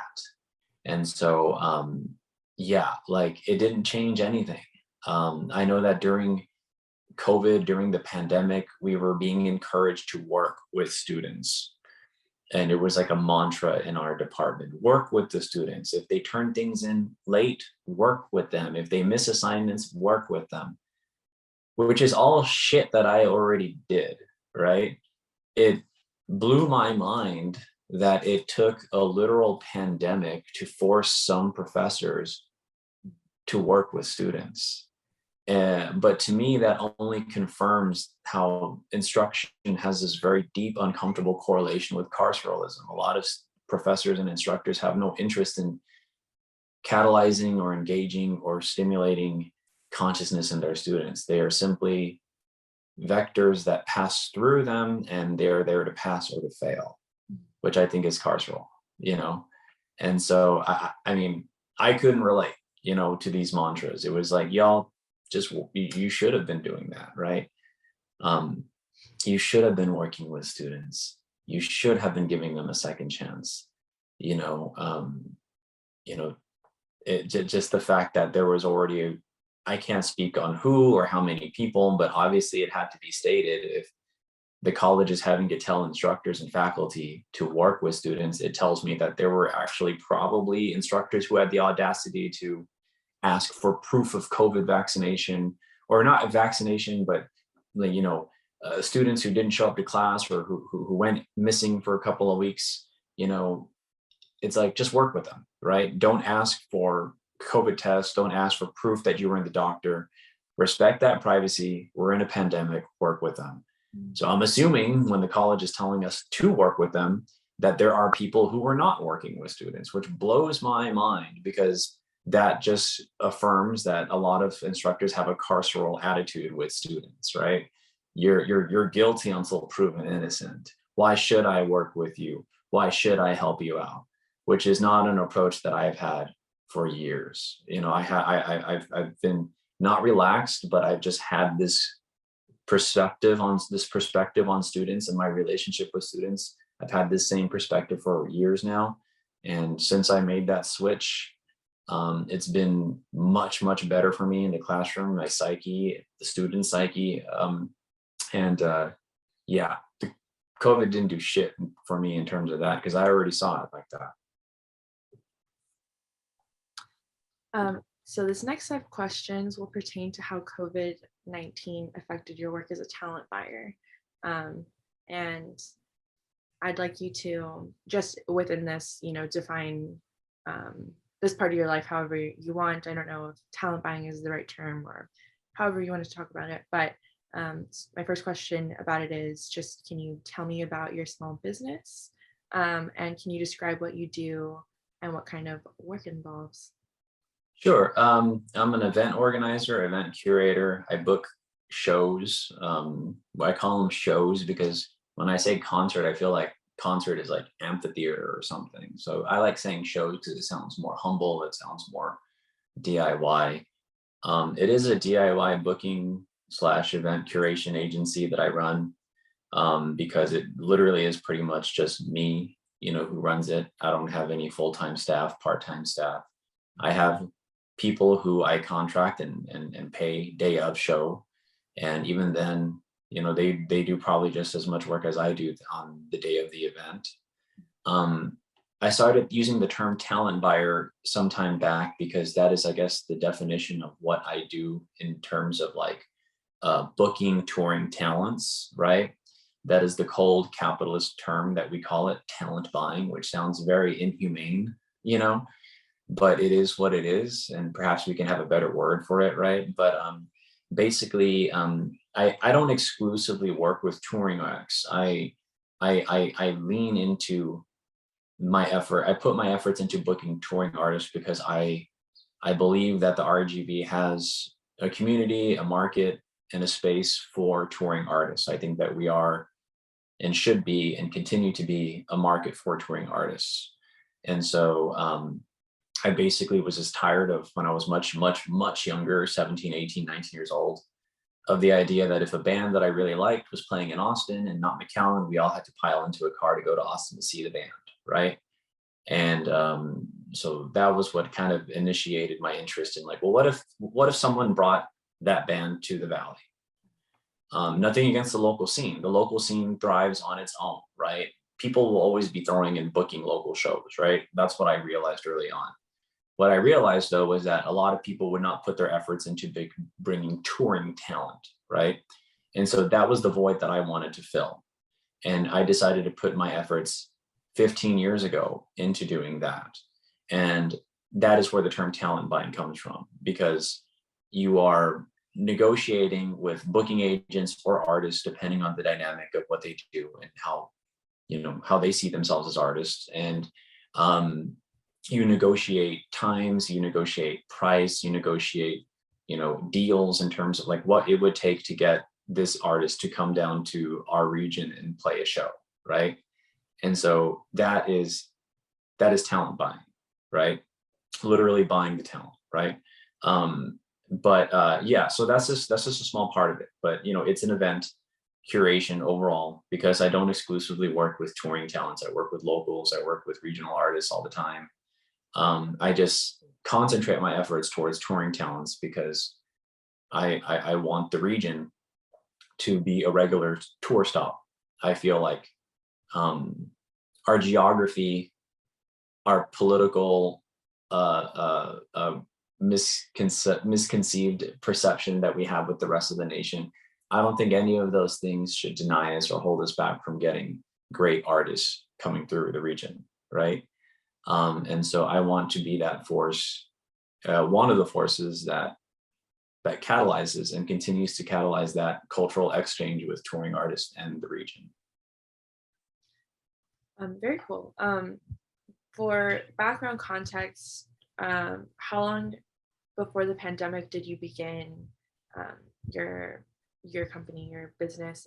So did that come after? I guess a better question is, how long after you began booking shows did your business come into fruition? I started booking local shows with a friend very, very early on in my youth. I was probably like 19, 20 years old. And it was strictly local bands. And then I was interested in, again, seeing touring artists come through the Valley. And so once that started to come into fruition, I ended up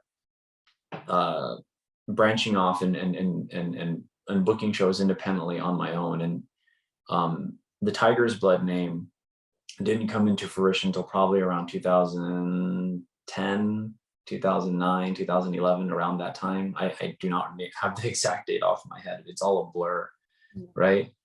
But I had already been booking here and there before that. It's just the actual name that I had and developed independently didn't come into fruition until around that time. And so I'd been doing this for years before COVID happened. And then obviously, COVID happened, and I immediately stopped. I think the entire touring industry, for the most part, stopped, right? And I just made it a personal choice um, to work with it and not continue, right? I wasn't salivating at the opportunity to book an event. Um, I made that personal choice to cease operations altogether for a time, and it was the first time in over 10 years that I had probably ever had a break from curating shows. It was a trip. Um, I'm definitely going to ask you some more questions about COVID and the way it affected Mhm. your work as, I don't know, what's your preferred term? Booking shows. Event Event curation, shows, yeah. That's right. What is your, I guess I want to take this opportunity, just to ask what your favorite part about it is, and if maybe if you like, do you have any memorable experiences or stories that you can tell about your favorite shows? Um, I Perhaps a favorite show. My favorite. I don't have a favorite show. um, Shows are work for me, so it's this painful irony that I do this in part for a community passion, a cultural passion. I want to not elevate the RGV, but I want to see an art. I'm tired of the RGV having historically been so invisible, and so I do like that in its own way. I like seeing McAllen, Texas, or Brownsville, Texas, on a touring itinerary on Pitchfork or Rolling Stone. I like that. That is validating to me because that is like, you know, in my own head, perhaps neurotically contending and contrasting the narrative that we're an invisible space and that nothing happens here, right? That in turn shows the local down here, hey, we are relevant, right?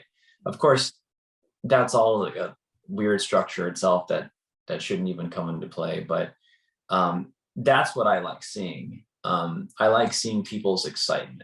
I like seeing people get excited about an artist, even when I personally don't enjoy the work of the artist. I like knowing that people are excited to see someone. It especially resonates to me when it's like someone is like, I never thought I'd see this artist down here. I never thought I'd see XYZ perform down here, or I'm finally seeing them. You know, I love that. I love seeing that. I think that shows, concerts, but shows in particular, they're community gatherings, whether you want to see it like that or not.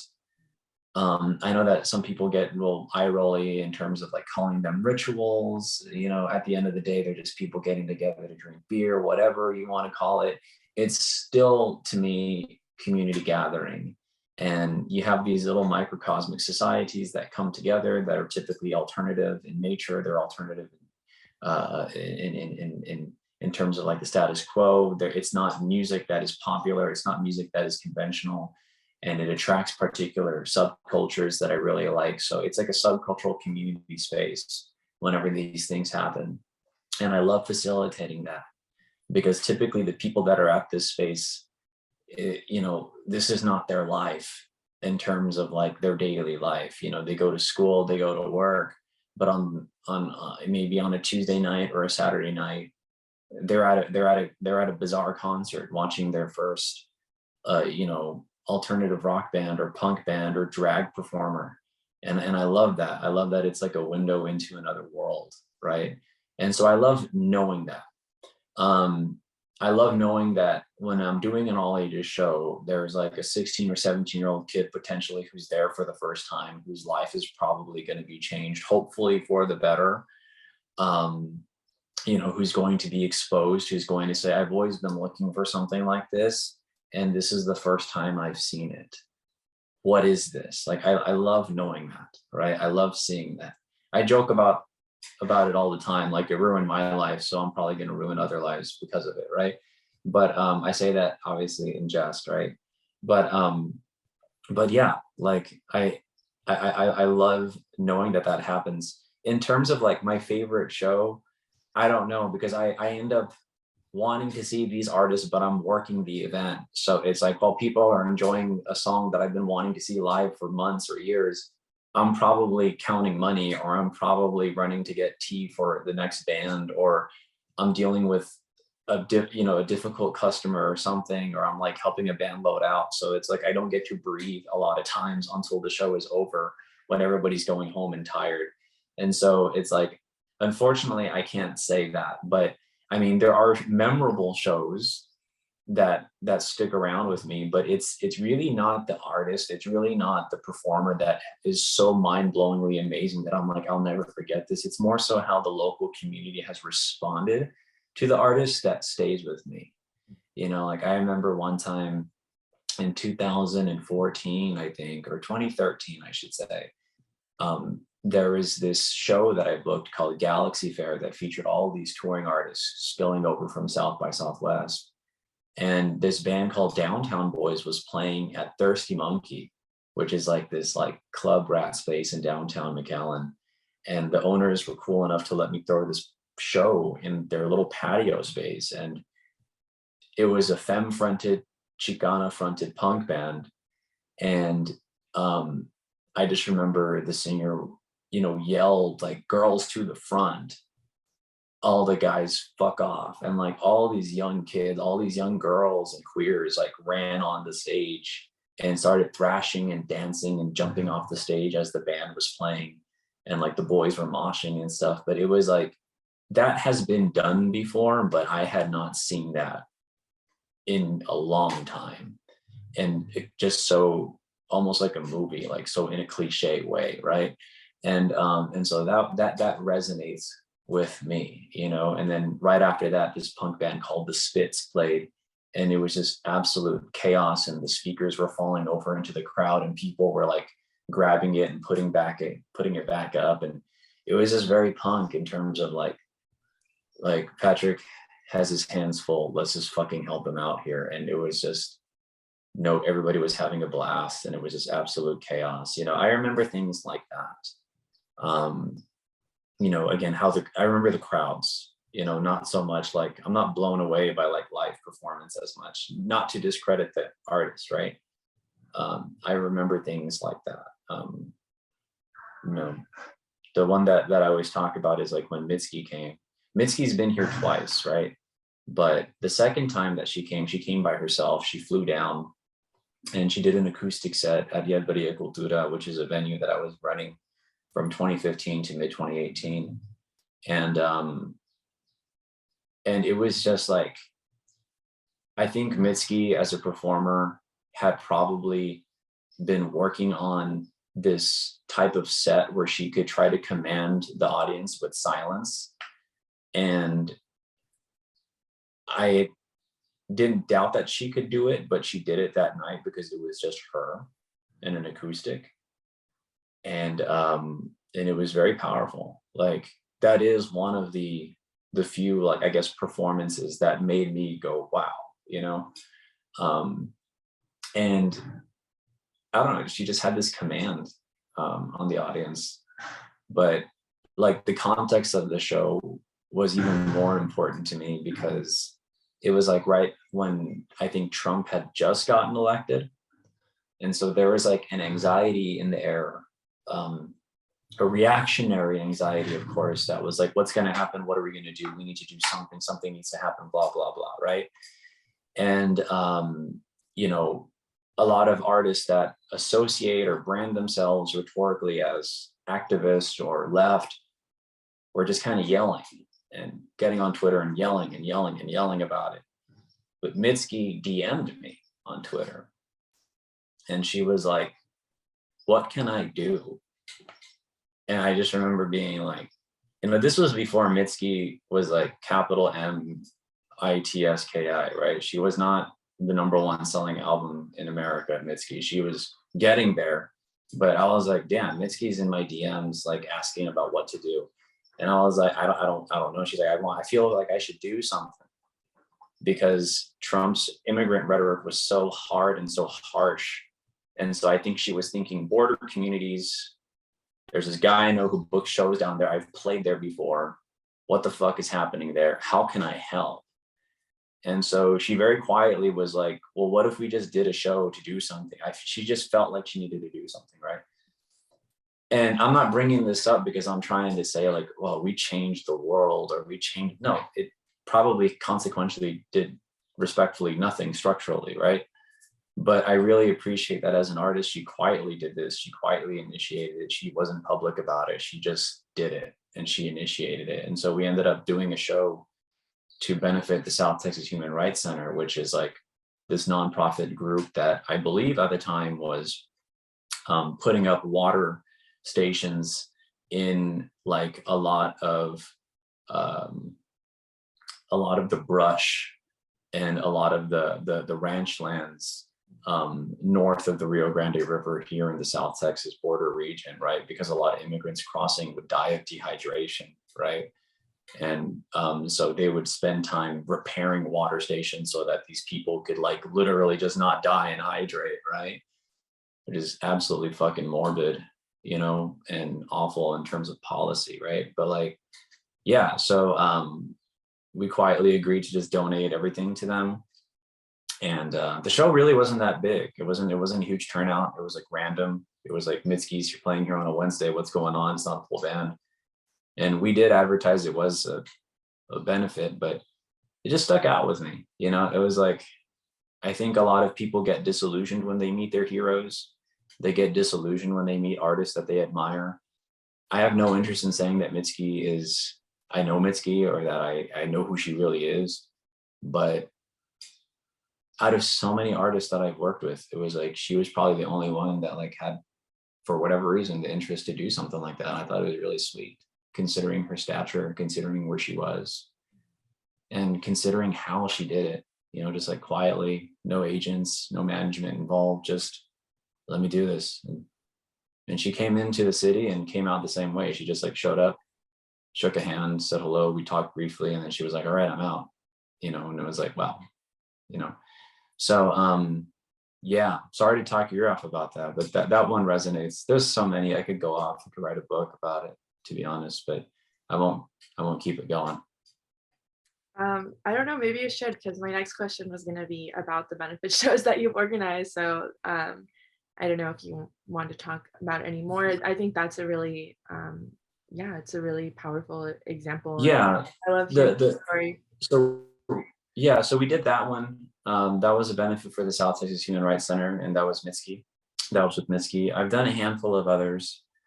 Um, I started throwing an event every March called Dreams. It was around South by so that I would have more access to touring artists and you know, can get more feasible rates for them because they were already in Austin for South by Southwest, and I could get some spillover. And what I started doing there was I started donating the proceeds to different nonprofits, right? The first year I did it, I donated the proceeds to Races, RAICES, right? Um, I don't know what the hell's going on with them, but it sounds like it's typical nonprofit industrial complex bullshit where they're not paying their employees enough. But at the time, of course, this was right around the Trump era, and there was a lot of Trump anxiety, and so nonprofits made a huge killing and a profit in that respect, right? But they got a lot of donations, right, off of this anxiety, and they got money from me included, right? Whether or not that went to fighting for undocumented immigration and fighting policy and getting lawyers, I don't know, you know. But the following year, I think I was like, okay, I need to be more conscious about where I put my money. And so I think I didn't do Dreams for 1 year. I think I just decided not to do it. And the second time I decided to go through with Dreams was March of 2020, of course. And that didn't come to fruition because of COVID. The week of it was right on March 16th, like 2 days before COVID just shut everything down. And that was the proceeds for that one were going to go to Angry Tias and Abuelas of the RGV. which was doing, migrant work in the Matamoros region, from what I understand. But no money was accumulated because all tickets were refunded and all that stuff. And there's been other events here and there that off the top of my head, I just simply can't remember. But yeah, that's the gist of it. Is the community receptive to these shows? I think it resonates to some community members. Whether or not it increases ticket sales or interest, I honestly don't see it personally.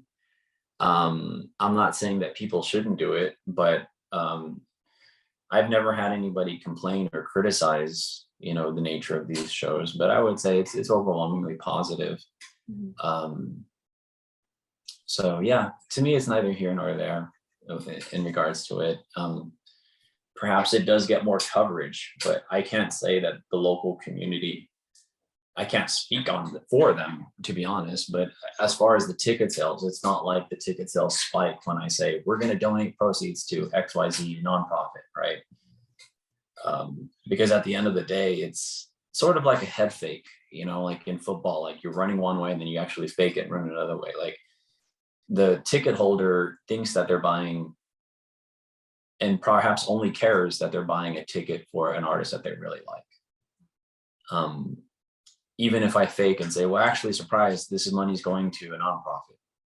At the end of the day, people are going to overwhelmingly buy a ticket for the artist. If I book an obscure artist that no one's ever heard of and I say, I'm giving my proceeds to Mujeres Unidas, I don't think people are going to care, right? Maybe some people, sure, will be like, well, okay. But overwhelmingly, it's not going to pop, right? Because the reality of what I do is I book concerts, I book artists, and the sell of the show is always going to be the artist, not the proceeds, right? And that's just me being not bitter, but realistic. It adds very, very small of a factor in terms of sales or interest, in my opinion. What have you learned about the Rio Grande Valley from organizing these shows, do you think? Man, that's a really broad question. What have I learned about the RGV? Let me think about this. I don't know how to answer that, but I can say that like it's made me realize that there has always been a deep radical subculture of people here who have not felt accepted in some way, shape, or form in the traditional RGV status quo or perspective of like how one should compose themselves, how one should act, which is way too complicated to even unpack from there. But I've learned that these shows, these events, whether it's mine or whether it's other events that are kind of like probably deeper into the subcultural sphere, goth shows, punk shows, metal shows, like they're not a response to the status quo of Latinx or Chicano culture in the region. It's more of like a relief, a release, something like that, this has been happening for years, it's been here for decades, right?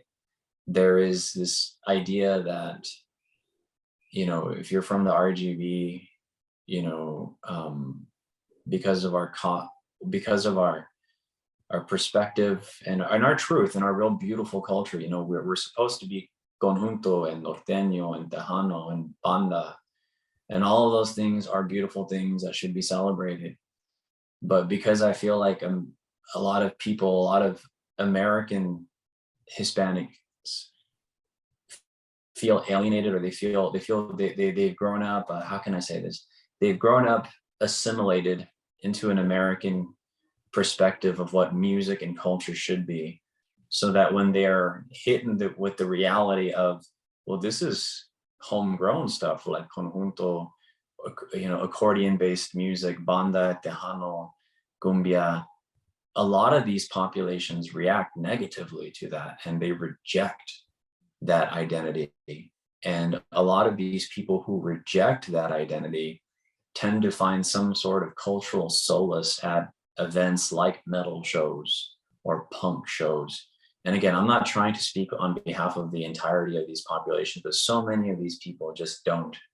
They either are rejecting it, or they're going through a phase of identity crisis where they're rejecting these things. Or maybe they're like, well, I fuck with Conjunto and I fuck with Tejano, but that's not all that I am. I also listen to New Order. I also listen to The Killing Joke. I also listen to hip hop, or I also listen to, I don't know, Slayer, or whatever it is these kids and adults, also want to communicate, right? So the Valley is a complex space, and it's fascinating to see that play out, like regionally, culturally, like that dynamic of people, right? Because again, I'm not booking Little Joey La Familia. I'm not booking Robert Pulido. I'm not booking some of these titans of Tejano and Norteño, because I can't afford, I would love to book Duelo. I would love to book some of these huge artists, right? But there's already people in that space with that sort of capital, right? So the reality is like, I'm seeing people in these very unique subcultural spaces. And when I say subcultural, I mean they're subcultural in the context of the RGV being a majority Hispanic region. So like, it's difficult to navigate, right? It's beautiful to see someone feel like, wow, I feel at home in an alternative dark wave goth night, you know? It can also be frustrating when people are like, this is what I want to be, fuck all that other noise, right? Because I'm like, yo, no, two things can be true at once. Like, you can acknowledge that it's okay to want to listen to Agringado music and white people music and rock music and goth music, right? Which are not white musics, right? But they think that they're white music a lot of times, right? And you can also appreciate the beauty of the musical tradition of your ethnicity and your region, right? And so that's kind of what I've leaned into as I've gotten older, is like, how can I converge these things? How can I connect these things? How can I remind people that like, you can celebrate being alternative in the context of the RGB, but also not turn your back on your home and who you are at the same time and what you are. I hope I'm making sense, But yeah, so many of the Latinx artists that I've worked with is that reason, right? Like, Latinx people are doing and have been doing rock and roll forever, right? Let's get into it, right? And so, yeah, like, I guess that's how it's unpacked it. But I mean, there's all sorts of other cultural nuance, right? The RGV, one thing that I can say this in closing is the RGV is not a general space. There is no such thing as an RGV identity. There's no such thing as a 956 identity. We are rich in culture in every means, and Brownsville is not comparable to McAllen, is not comparable to Rio Grande City or Calchausa or San Benito. Those are all rich cultural spheres in themselves with cultural nuances within them, The Paloma district in McAllen has probably no cultural relatability to Tres Lagos or to Main Street McAllen, right? The gentrified regions, etc., right? So we are an extreme area of nuance, right? And the RGV really is its own thing. And throwing shows and booking artists from different cities in the RGV to play in McAllen, or booking them in Brownsville, you see these cultural attitudes develop, right? When I was starting to throw shows and I was wanting to book in Brownsville, which is my hometown, I remember there was like an old, antiquated us versus them attitude that existed in the music scene. Well, y'all are from McAllen, we're from Brownsville. And I was like, fuck all that. While we are not a universal voice, we can still be a community, right? Like, we should not have these biases, these city-based biases, right? And but it's funny because like throwing shows helped me see that, like, also going to Science Academy, which is like a high school that like pulls kids from like all over the valley. That was the first time that I really realized, like, holy shit, like, people take this city shit so seriously. Like they really do think that you're an alien if you're from Brownsville and you're from McAllen, and it's like, we are different, but it's like, why are we like using that against ourselves? We should be celebrating our, what we have in common. So yeah, there's so much more to say, but I'll leave it at that. Um, yeah, no problem. I feel like I could listen to you talk about this for a long time, so no worries at all. Next, I want to ask, I guess, what kind of the different stages. So, like, what challenges did you face booking shows pre-pandemic versus what challenges did you experience when lockdown went into effect versus what kind of lasting impact has COVID had on the way you do your work now? I guess similarly to the way I asked about your work with STC. Yeah. Okay. So that's a three-part question. You might need to rear me back in, Okay. but like, I guess like pre-pandemic, just like booking shows in general in South Texas is something that I've always passionately argued is not the same thing as booking in other markets. And perhaps there's naivety in there, but booking in South Florida, booking in other difficult geographic routes, I can empathize with organizers in those regions because we are geographically off the grid for a lot of touring artists. But what makes it unique is that we are geographically and politically a lot of times off the grid. Like there is a political element, and this is something that I argue influences how bands tour, where they go, whether they are conscious of it or not, right? I remember in 2008, 2009, I won't name the artist, but I was trying to get them to come down for a festival, a small DIY fest I was doing in March. And they were a chill wave artist, ironically enough, Latinx, with roots in the region. And their agent said, we don't know if we feel safe going down there because of all the cartel shit. And I was like, you're not playing in Mexico. And they were like, isn't it basically Mexico? And I was like, it was like this white booking agent out of like New York, like was telling me about my home. And so I was like, dude, like, this is ridiculous. Was there a lot of chaos happening in Mexico? Absolutely. Do the cartels have tremendous influence and do they work with American interest here? Absolutely. But that type of like sheer racist ignorance about the region, like, was just was insulting, was insulting. And so like that is something that's probably a more blatant example of the shit that I was dealing with at the time.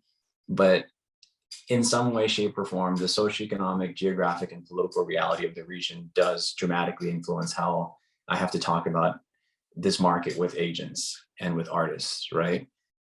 The most important factor that most decent artists will tell us is it's the drive, it's the geographic area, right? But at the same time, I do always try to make it a point. The drive is worth it. We are a very unique market in terms of like the fact that we're like 85% minority, we're 85% Latinx, Hispanic, whatever you want to call it, And so a lot of artists they don't care about that, but the artists that get it. And they'll say, that's badass. We want to go down there. I remember I booked this artist named Senia Rubinos, who is from New York, and she's a woman of color, Latinx, just phenomenal artist. And I remember she played here and she was like looking out into the crowd and she was like, I love seeing a crowd of color. I've never seen so many colored, beautiful people, under the sky before. And it was like, to me, it's like, this is just a fact of life in the RGV because this is what we are. But like seeing one woman of color acknowledge that, it was like, man, you have to tell yourself the rest of the country doesn't function like this. Even in large metropolitan areas, like you have to go to specific regions where there's minority concentrations, right? But as a whole, this is what the RGB is. And she was like, this is just beautiful. And the fact that she was presenting this, like, your fact of life is something that should be celebrated, I thought it kind of captured like the reality of like why this place is so great, But yeah, so I mean, And I guess back to the original question of like, how is it difficult? It's just geography, right? And of course, there's also political, socioeconomic factors as well. That checkpoint has never stopped anybody from coming, but it does scare people. You know, like plenty of artists I know smoke weed, do drugs, and it's like a thing where it's like, damn, there's a checkpoint down there, which communicates one, our political invisibility and alienation and oppression. But to the artist, that's like, if we play there, I'm going to have to chuck, 2 ounces of weed and a bag of cocaine. I don't know if I want to play there now, right? Which, there are checkpoints in all sorts of areas, right? But it's like, it's a guarantee here. It's just another fact of life here, right? Yeah, so that aside. Interject really quickly, I would argue that if they play in Marfa, which is also really far away, and an artist hub in its own right, is also near the border, so there's also a checkpoint there. So I feel like if those factors It is, are not, but I don't, and I don't care about how this is going to resonate. I have an issue not with Marfa, but with the cultural attitudes of Marfa and how artists perceive Marfa, right? The biggest distinction, perhaps, out of all of these things that I've mentioned that I have not mentioned about the RGB and other markets, is our socioeconomic situation. We're in an extraordinarily poor situation. And I always argue that, where you see money, you see art, because that's just a cultural reality. That's a connection. There's always a correlation there. This is not to say that low income people, poor people, working class people, we absolutely know that that is where the art is coming from. But when it's appropriated, when it's commodified, et cetera, that goes hand in hand with major money in major communities, right? So Marfa, for example, is allegedly this artistic and cultural hub. And I'm not trying to deny the artistic creative quality, but it's literally in the middle of nowhere, right, with, a population that is like, pales in comparison to the metropolitan region of the RGV. So when artists choose to play Marfa, but don't choose to play McAllen, which is a more culturally diverse region, which is more populated, I kind of sidewink sometimes. I kind of get frustrated because it's like, the justification is because it's an art hub, but it's like, an art hub from who? Is it wealthy white people with trust funds that, have purchased a bunch of gentrified property to put their art installation in? What is community about that? yeah, There, several things can be true at once. The art can be great, the people can be good, but when you look at structurally what is happening here, what are we celebrating here, right? Now, Marfa is a beautiful community. I'm not trying to take anything away from that. I guess what I'm trying to punch at here is the artist's perception of what art is and what is beautiful. I think the RGV is just as good as Marfa in that respect. We may not have these galleries and institutions and cultural hubs or whatever, but we do. It's just different, right? And a lot of that gets lost in the fact that we are such a poor community, right? I always joke about how, like, I can read a band and who they are immediately when they get out of their van in downtown McAllen or wherever the hell I'm booking, right? The artist who feels at home, who doesn't say anything, and it's like, this place is beautiful. It's like, you're a real one, versus the artists who brands themselves as like a woke cultural enthusiast, DIY punk, politically active, and they're like, where's the next vegan spot? It's like, red flag. Like, these are like, they're coming from a different space, and yeah, the RGV is a very fascinating litmus test for artists, in my opinion, and how it's received. But I guess addressing the second point of your question, when the pandemic hit, everything stopped. It wasn't a matter of, is it difficult to book a show? Is it difficult to persuade an artist to play here? It was just, nothing happened. I have relationships with booking agencies that are very important to me. I have to, in some ways, almost because of the nature of what I do, have to have very close relationships with a lot of booking agents as opposed to the artists, because they are the ones who typically make the final decision about where the band is going to tour. So I have to emphasize these relationships a lot, these agencies, but because COVID hit, that essentially meant community mass gatherings were going to be over indefinitely. Mm. And with that in mind, a lot of agencies that I worked with died. They collapsed. They ended, right? And so it was like for the foreseeable future, like tours were not going to happen, and the industry that was built on touring collapsed, right? So I mean, it was scary. You know, it was absolutely scary. Nobody really knew what was happening. You know, I celebrated my first break in years, but at the same time, it was like devastating because this is how people get their income. This is how artists get their income, you know? I'm in a point of privilege to where I teach for my full-time career and I didn't need to rely on this sort of income. But if you had any degree of this was your full-time gig as a booking agent, as an artist, as a venue operator, unless you applied for a grant, you were destroyed, you know? Can we take a break Yes. so that I could use Okay. When did you return to booking shows in person? Um, And I returned what kind in, of lasting effects has, sorry, just really quick, and what kind of lasting effects has COVID-19 had? so I returned in late August of 2021, and I did it begrudgingly and was terrified. As I said earlier, a lot of the reason that I get a lot of great artists to come down here is a lot of times because of how I have my relations and navigate relationships with booking agents.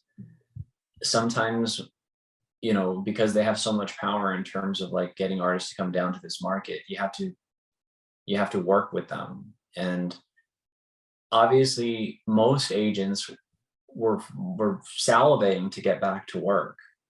And after 2020, you know, by the start of 2021, with the vaccines rolling out, there were a lot of agencies that were like first in line, we're rescheduling these tours, they're happening, right? Which I still felt shouldn't have happened, but I understood why, because livelihoods were now, you know, in line, and they were always in line. But I begrudgingly accepted to confirm a particular artist, and they're a great artist, and the agent is a good person. But I'm just saying, like my it was terrifying, you know. Contextually, though, I think it's important to understand that in August of 2021, COVID culturally was on a downturn. It was like there was this attitude that we were done. People were getting the vaccine. Anti-vaxxer mentality was a thing, but it wasn't politically contended yet, right? It hadn't become a huge cultural zeitgeist just yet. And I don't think anybody, I think people did anticipate, but like we weren't anticipating the blowback of like people just not getting vaccinated either. And then Omicron and all this other bullshit. But COVID was in a decline. And so that was when we saw a huge window of things open. Like I said, I started going back into the classroom in that summer because the attitude was it's manageable, it's getting managed, people are getting vaccinated. And so everything was opening up. A lot of tours, events were happening. And so I was conscious about it because I was very vocal about events being thrown during the pandemic. I was against it, and I still stand by my criticisms of those who did it. But the one thing that I felt separated August of 2021 from, I don't know, September of 2019, September of 2020 was the vaccine. Vaccines didn't exist. The COVID vaccine was not accessible until January of 2021, right? And so I felt confident 6 months into it, 7 months into it, 8 months into it, that like people were getting vaccinated, right?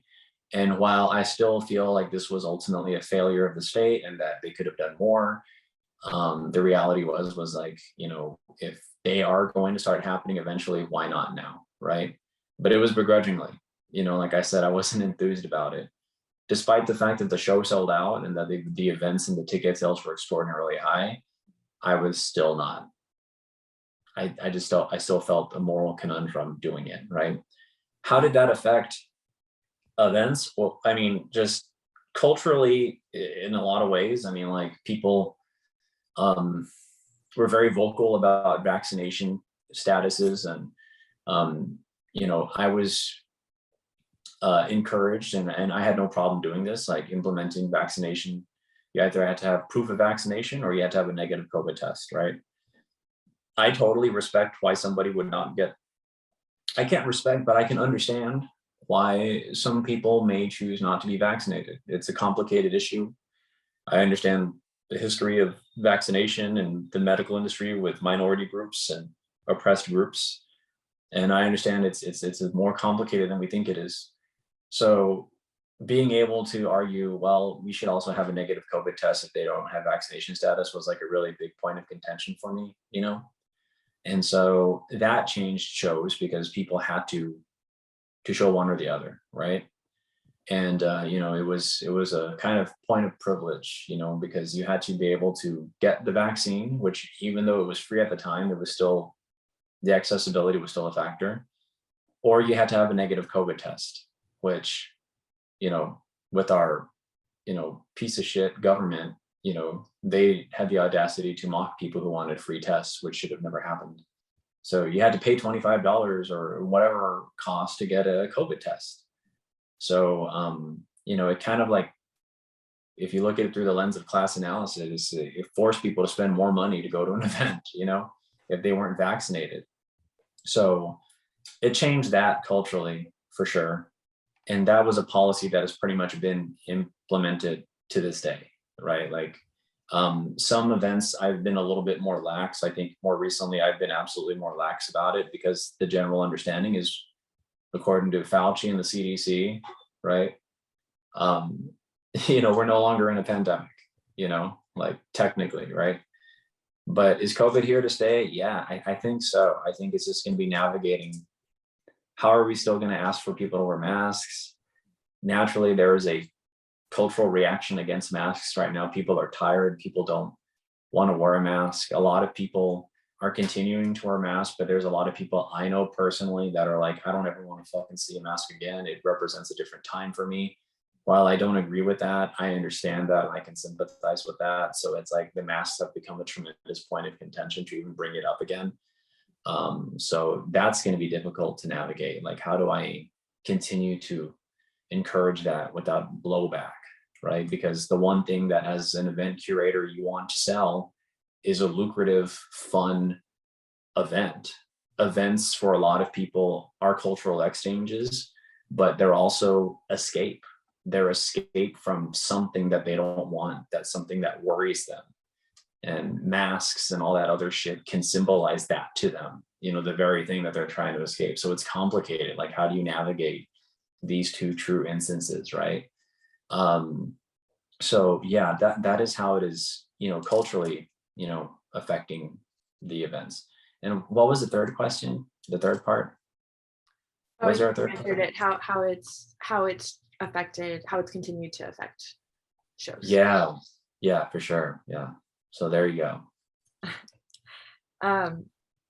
So you mentioned already that there's some venues who did not take the same approach pre-vaccine as you did. I don't know if you'd like to maybe elaborate a little bit more on that tension in the community within the. Yeah. I mean, it was like, there at the end of the way, the lens that I saw this through was class and community, right? Like, people were forced to make a decision. Do I risk it all and get COVID? Some people didn't have a choice. They had to show up to work, right? Those people typically were workers, service workers, servers, bartenders, essential workers as they were called, which were essential workers, right? But my point of contention was not with those people who had no choice. My point of contention was with bar owners, venue owners, community space owners who had perhaps the capital or who had the ability to not catalyze the pandemic and the risk even further by hosting events, because events went from community gatherings and cultural gatherings to community gatherings, cultural gatherings, and theoretically as well spreaders of this virus that was disproportionately affecting our population as it already was, right? So yeah, I was critical of not the workers, but the owners of these industries, of these places that that decided, fuck it, we're just gonna throw events anyways. I saw it as a lack of creativity on their part. They could have come up with other means to make revenue. I saw it as a disregard for accountability. I saw it as a disregard for community, right? Everybody in event and music industry was devastated. Everybody stopped doing something. So to look at that reality and say, well, not us, we're going to do this, did not feel radical at all to me. I know that that's probably how, I'm very confident that that's how some spaces try to interpret it, through that sort of radical class analysis. But the reality is the artists performing in these spaces were not people of low income. They were from the total opposite spectrum of socioeconomic reality. They were business owners. They were people from privilege. They were people who very rarely did not have their livelihood affected by this, right? They had a particular percentage of livelihood affected, but that's getting lost in tit for tat, I guess. That was my point. And it was like, it was a handful of spaces that just said, screw it, we're doing this, Um, my point of contention was just like, at least wait till we get a vaccine, you know? But again, like it is what it is. It's whatever, after a certain point, the state to me is still the ultimate person to blame. I did not like that we were blaming each other, because to me, the person, the thing, the entity that should ultimately be held accountable is the state. The state failed everybody. They could have paid people. They could have paid people to stay home. We could have been forced to stay home with some sort of economic compensation. None of that happened. The least possible amount possible they gave us, and they told us to grab our ankles and keep going, right? So this is a failure of the state. But again, several things can be true at once, as we were talking about earlier, right? Like how can we acknowledge that this is problematic, but it's still a reality, right? And so that's how I try to see it. It's like, even though the state is ultimately to blame, how can we still make personal choices amidst the chaos that the state has created to try to navigate this still safely with community in mind, right? And so I held out as long as I could.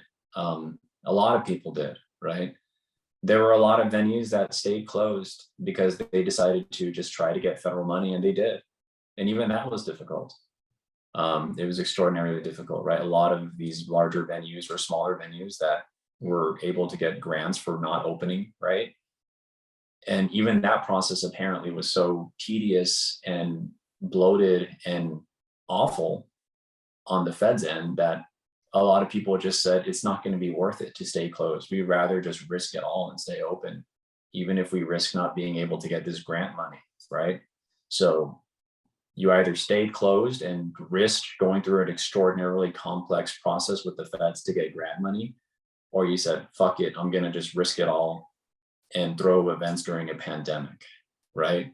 Which, in my opinion, this should not have happened.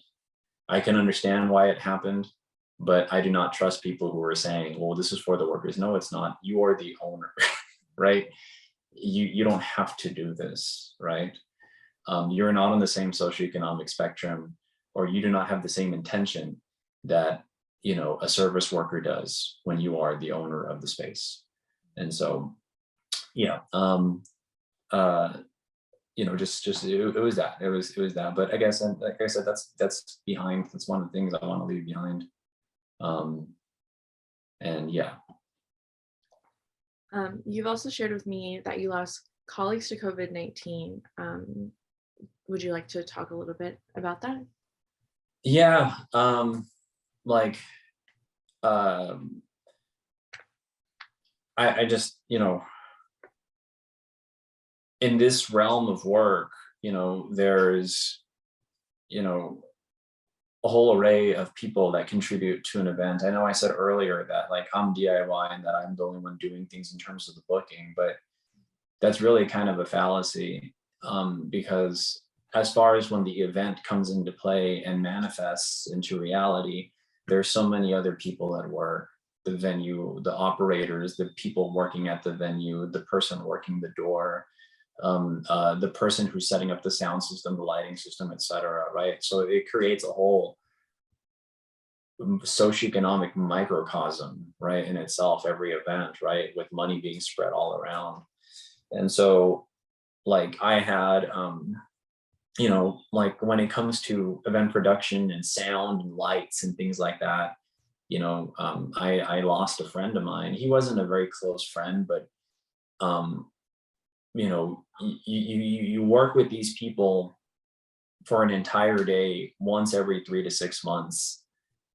Sometimes you see these people more than you see your own friends. You may not hang out with them outside of this work, but you still work with them, you know?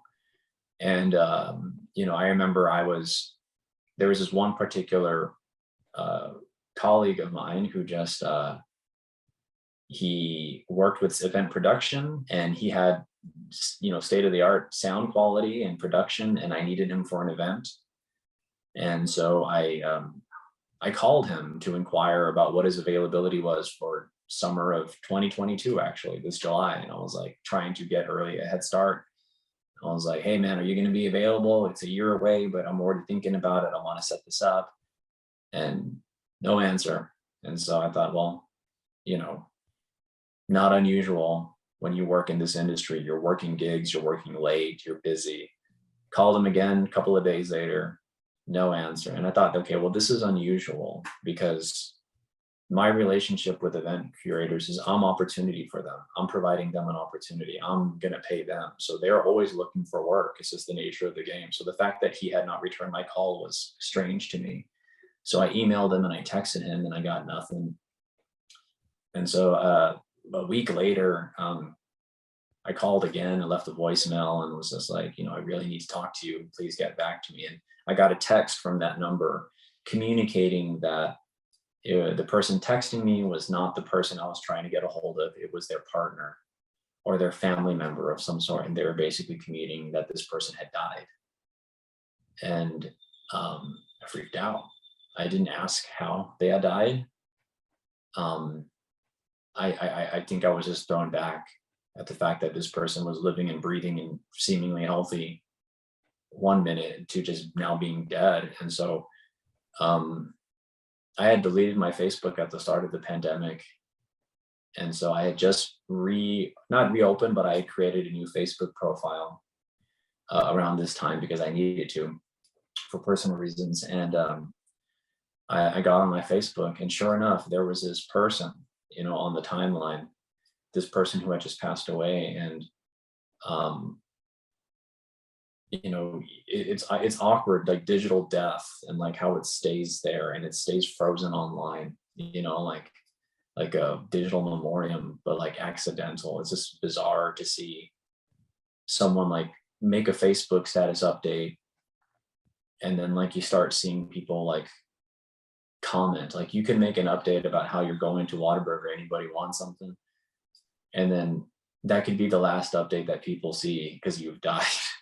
And people are going to be commenting like rest in peace and I love you, and it's like just this bizarre cultural reality that plays out in the social media landscape now. And I started seeing shit like that on this person's wall, and I was like, oh my god, it's true.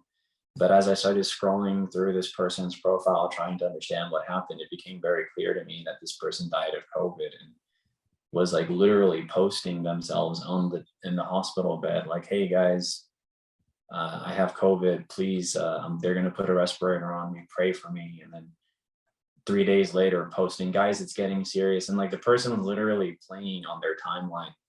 And that was so surreal to see for anything.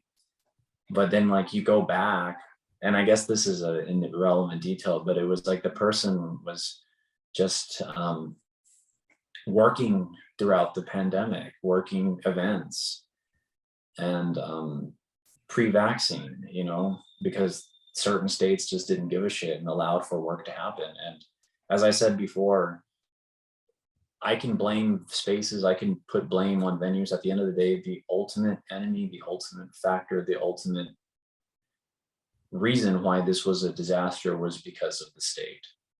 If the state allows for people to work, they are going to work, even if it's against their own well-being. And that is a failure of the state. That is not a failure of the venue. That is not a failure of the individual. The state failed everybody.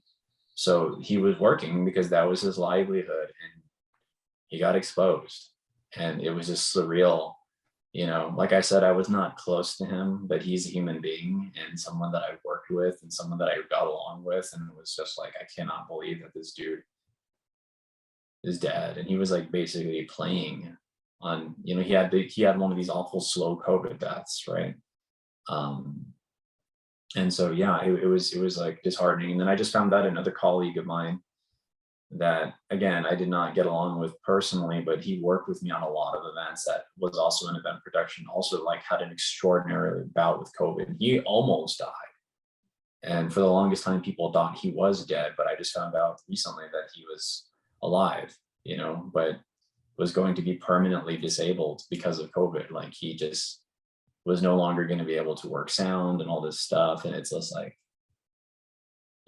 and this is just people within the event production community, right? Like, but it's just like, wow, to see that happening. But yeah.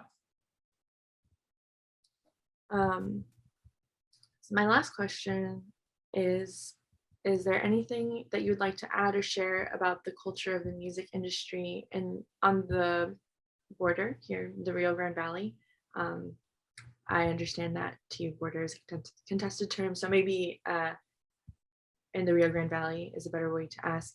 That should be mentioned for the sake of our future students, scholars, and people in general to best understand the present cultural moment and how it has changed over the past 2 years, or with respect to the other roles that you play that we've discussed in this interview.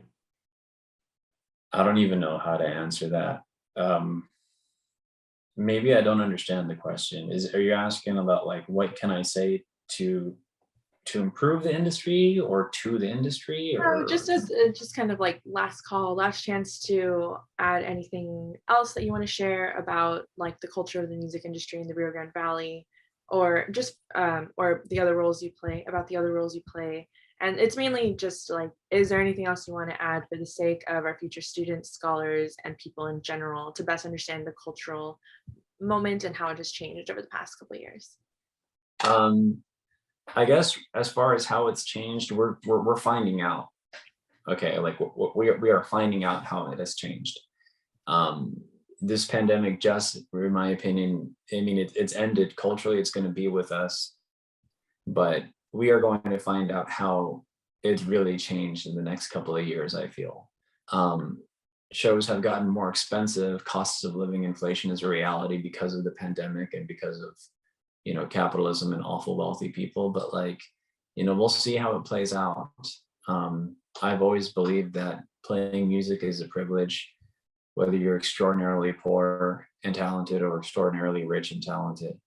But I guess to close with an awful witticism or phrase is, I'm just going to say that in every respect, the good and the bad, they will continue and they will thrive and they will perpetuate under the guise that it always is going to take a community to make something happen.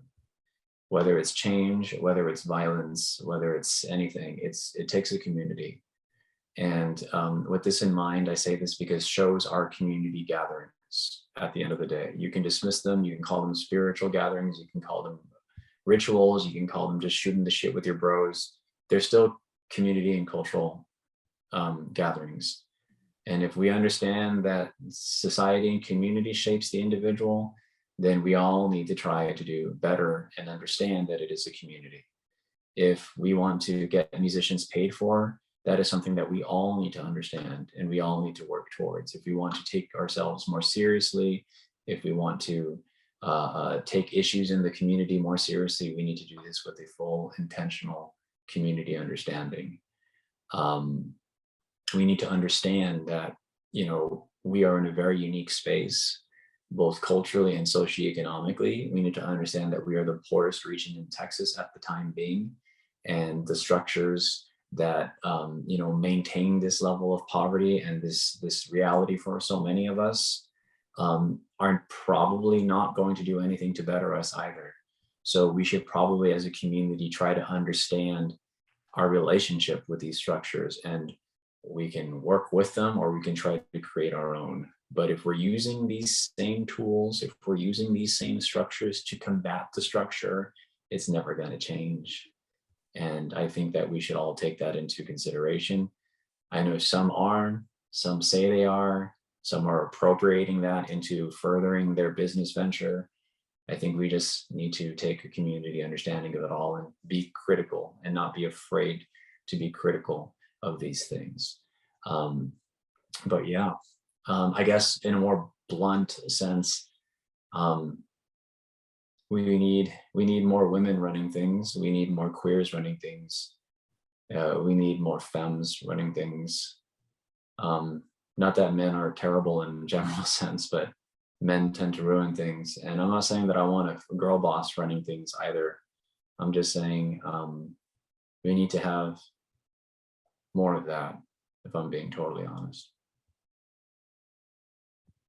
That's it. Thank you. That was excellent. I should have said that was my last question for that section. We have a couple more, but we're nearing the end. So thank you for your patience and hanging in here with me. This last section asks you to share any stories you have about this pandemic and the response by local, state, and national elected officials.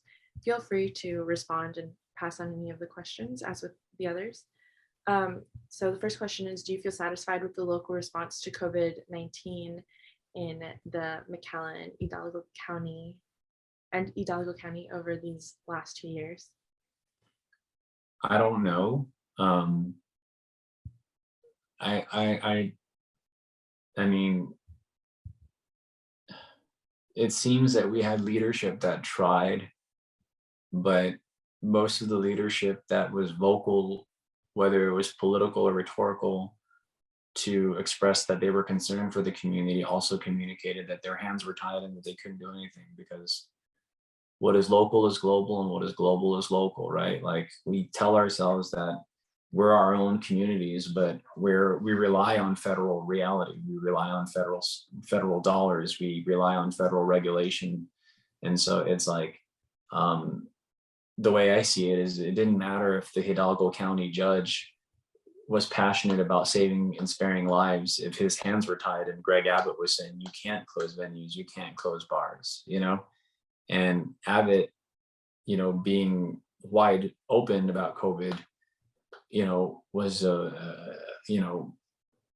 just a testament to the feds and the overall state. Like, that's just our structure, right? He's allowed to do that, right? So I don't know, I want, as much as I want to blame local leadership, it's like their hands were tied. I went to New York City in August of 2021, and like, literally there was COVID apps, vaccination apps. You couldn't get into anything without some sort of proof of vaccination, and it was digitalized and it was efficient, and it was an example of, like, not ideal, but like, this is how a city could respond. But it's New York City. It's an extraordinarily liberal city. It's an extraordinarily liberal state. Made sense, right? But that was not going to happen in Texas, and probably will never happen in Texas, right? So again, it's complicated. It's too complicated for me to dismiss local leadership, to be totally honest. So I'll just leave it at that. Yeah, I'll share that when I was in, just to add to the COVID apps, when I was in New York, probably in September, early October of 2021 of last year, for about a month. The phone itself had software where it was letting it was tracking exposure. So if your phone had come in the vicinity of somebody else's phone who was who's diagnosed with COVID within a certain time frame, it would alert you, which is pretty nuts to think about because like you can be in subways, and so that exposes you. That alone exposes you to all sorts of people. But yeah, I agree. The state response and the local response in New York was very different. Yeah, and it's like that's not really that scary, it's like It has like the elements of surveillance and right, like how like the surveillance is going to be used to justify like accountability and safety, and it's like that is not the way, right? But yeah, that's a whole other discussion to unpack too, right? yeah. So Are you satisfied? So you kind of touched on this, but however you want to answer, whether it's like yes or no, or kind of like I don't know. Are you satisfied with the state response to COVID-19 led by Governor Abbott over these last couple of years? I feel like you kind of already gave a response to that, but yeah, absolutely not. how do you feel about the national response to COVID-19 led by President Trump in the year 2020 and then President Biden from 2021 to present? Abysmal on both of them. They're both awful. Biden's probably worse because he was supposed to be a solution. Awful. If you had the power of a political office to respond to COVID-19, what would you do differently? What would you have done differently? I don't know. I'd probably never take political office. This is a special year in our national democracy because it's a midterm election voting year. Do you plan to vote? And if so, is the issue of COVID-19 going to be a factor into your votes? Yeah, I'll probably vote. How will COVID come into play? I don't know. We'll see if it's still a political talking point by the time that plays out. But I guess it will.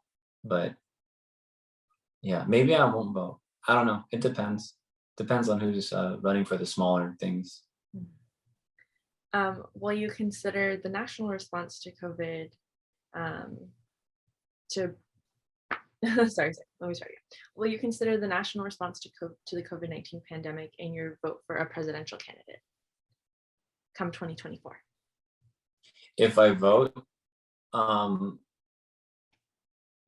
probably, yeah. Is there anything else you would like to share with me about your experiences with COVID-19 that I have not asked about? No. I think we've covered a lot of ground. Thank you, Patrick, for sharing your stories with me and the Voces of a Pandemic Oral History Project. And just to clarify verbally, we conclude the second half of the interview today on Friday, April 29th. Yay, yes, we did.